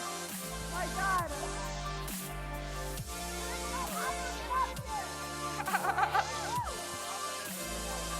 Okay.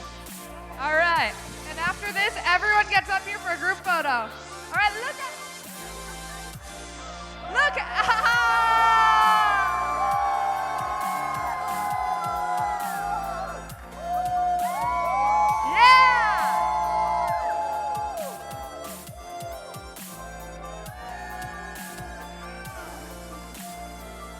All right, fantastic. Can we get everybody up on stage? Stay here, stay here.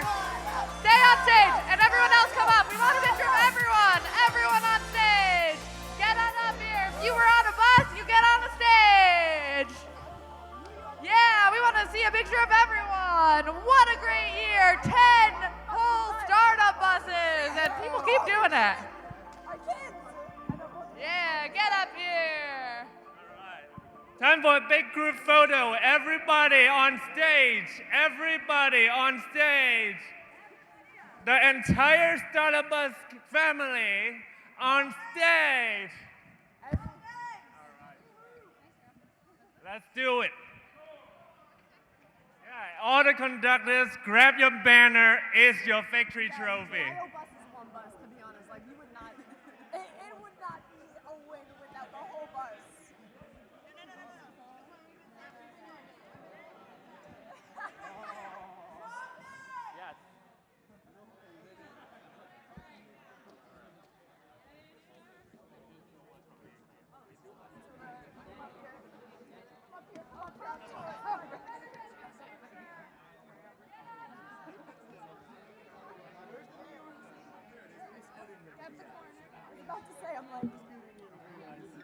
Oh yeah. Green shit, green shit, green shit, green shit. Yeah, everyone's coming up. Everyone get in here. Get in the picture. Can we fit everyone? This will be, our photographer has quite the task. I don't know where I should stand. Here, I'm standing here. All right.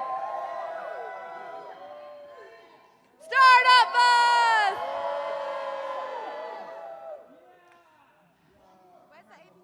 You can integrate with everybody. Oh, yeah. I don't know. I think they grabbed it. All right. We're doing a video. Does anyone know where the AVP banner is? Right there? All right. Yeah. I don't know. Okay. What about where's the bus banner? Yeah, we'd like the bus banner. Somebody grabbed it down.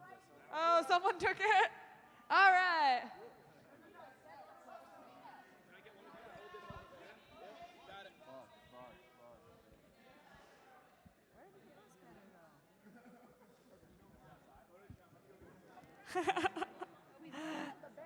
All right. I think it's taking,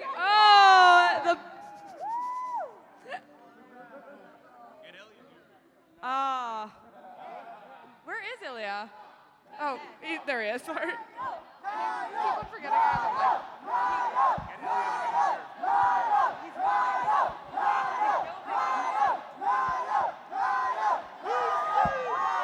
Yeah, we got the banner! Get on up here!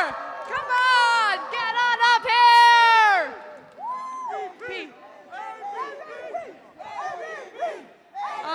Get on up! Join us! Everyone! Oh my gosh! Yeah, come on! Join the picture. You were all wonderful. All right.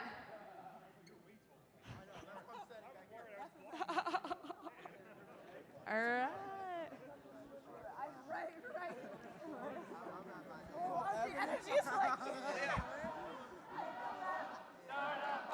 StartupBus! StartupBus! StartupBus! StartupBus! StartupBus! StartupBus! StartupBus! StartupBus! StartupBus!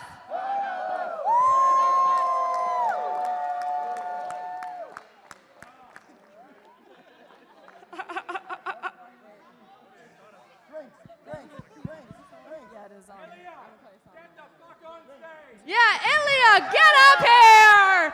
Get up here! We need the founder in the picture. Yeah, this is all his fault. Yeah. Go, Ilya! We lost him. Yeah, Ilya, come up Yeah, here. we'll just highlight his face. He's Thank hiding you, behind the Ilya. banner. The star of the Oh my God. All right, thank you. StartupBus!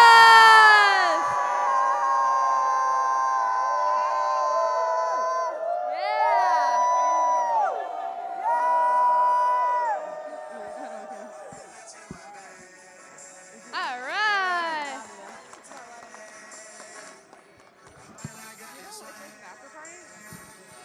I'll ask Madalena. Okay. Madalena.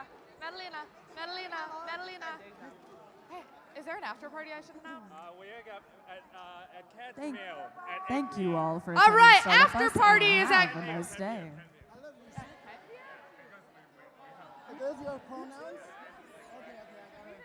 We have that 10 p.m. play. All right. So we're going to have the after party at a place called Cat's Mere at 9 p.m. Cat's Meow. Cats meow, like the noise a cat makes at 9. See you there. Oh my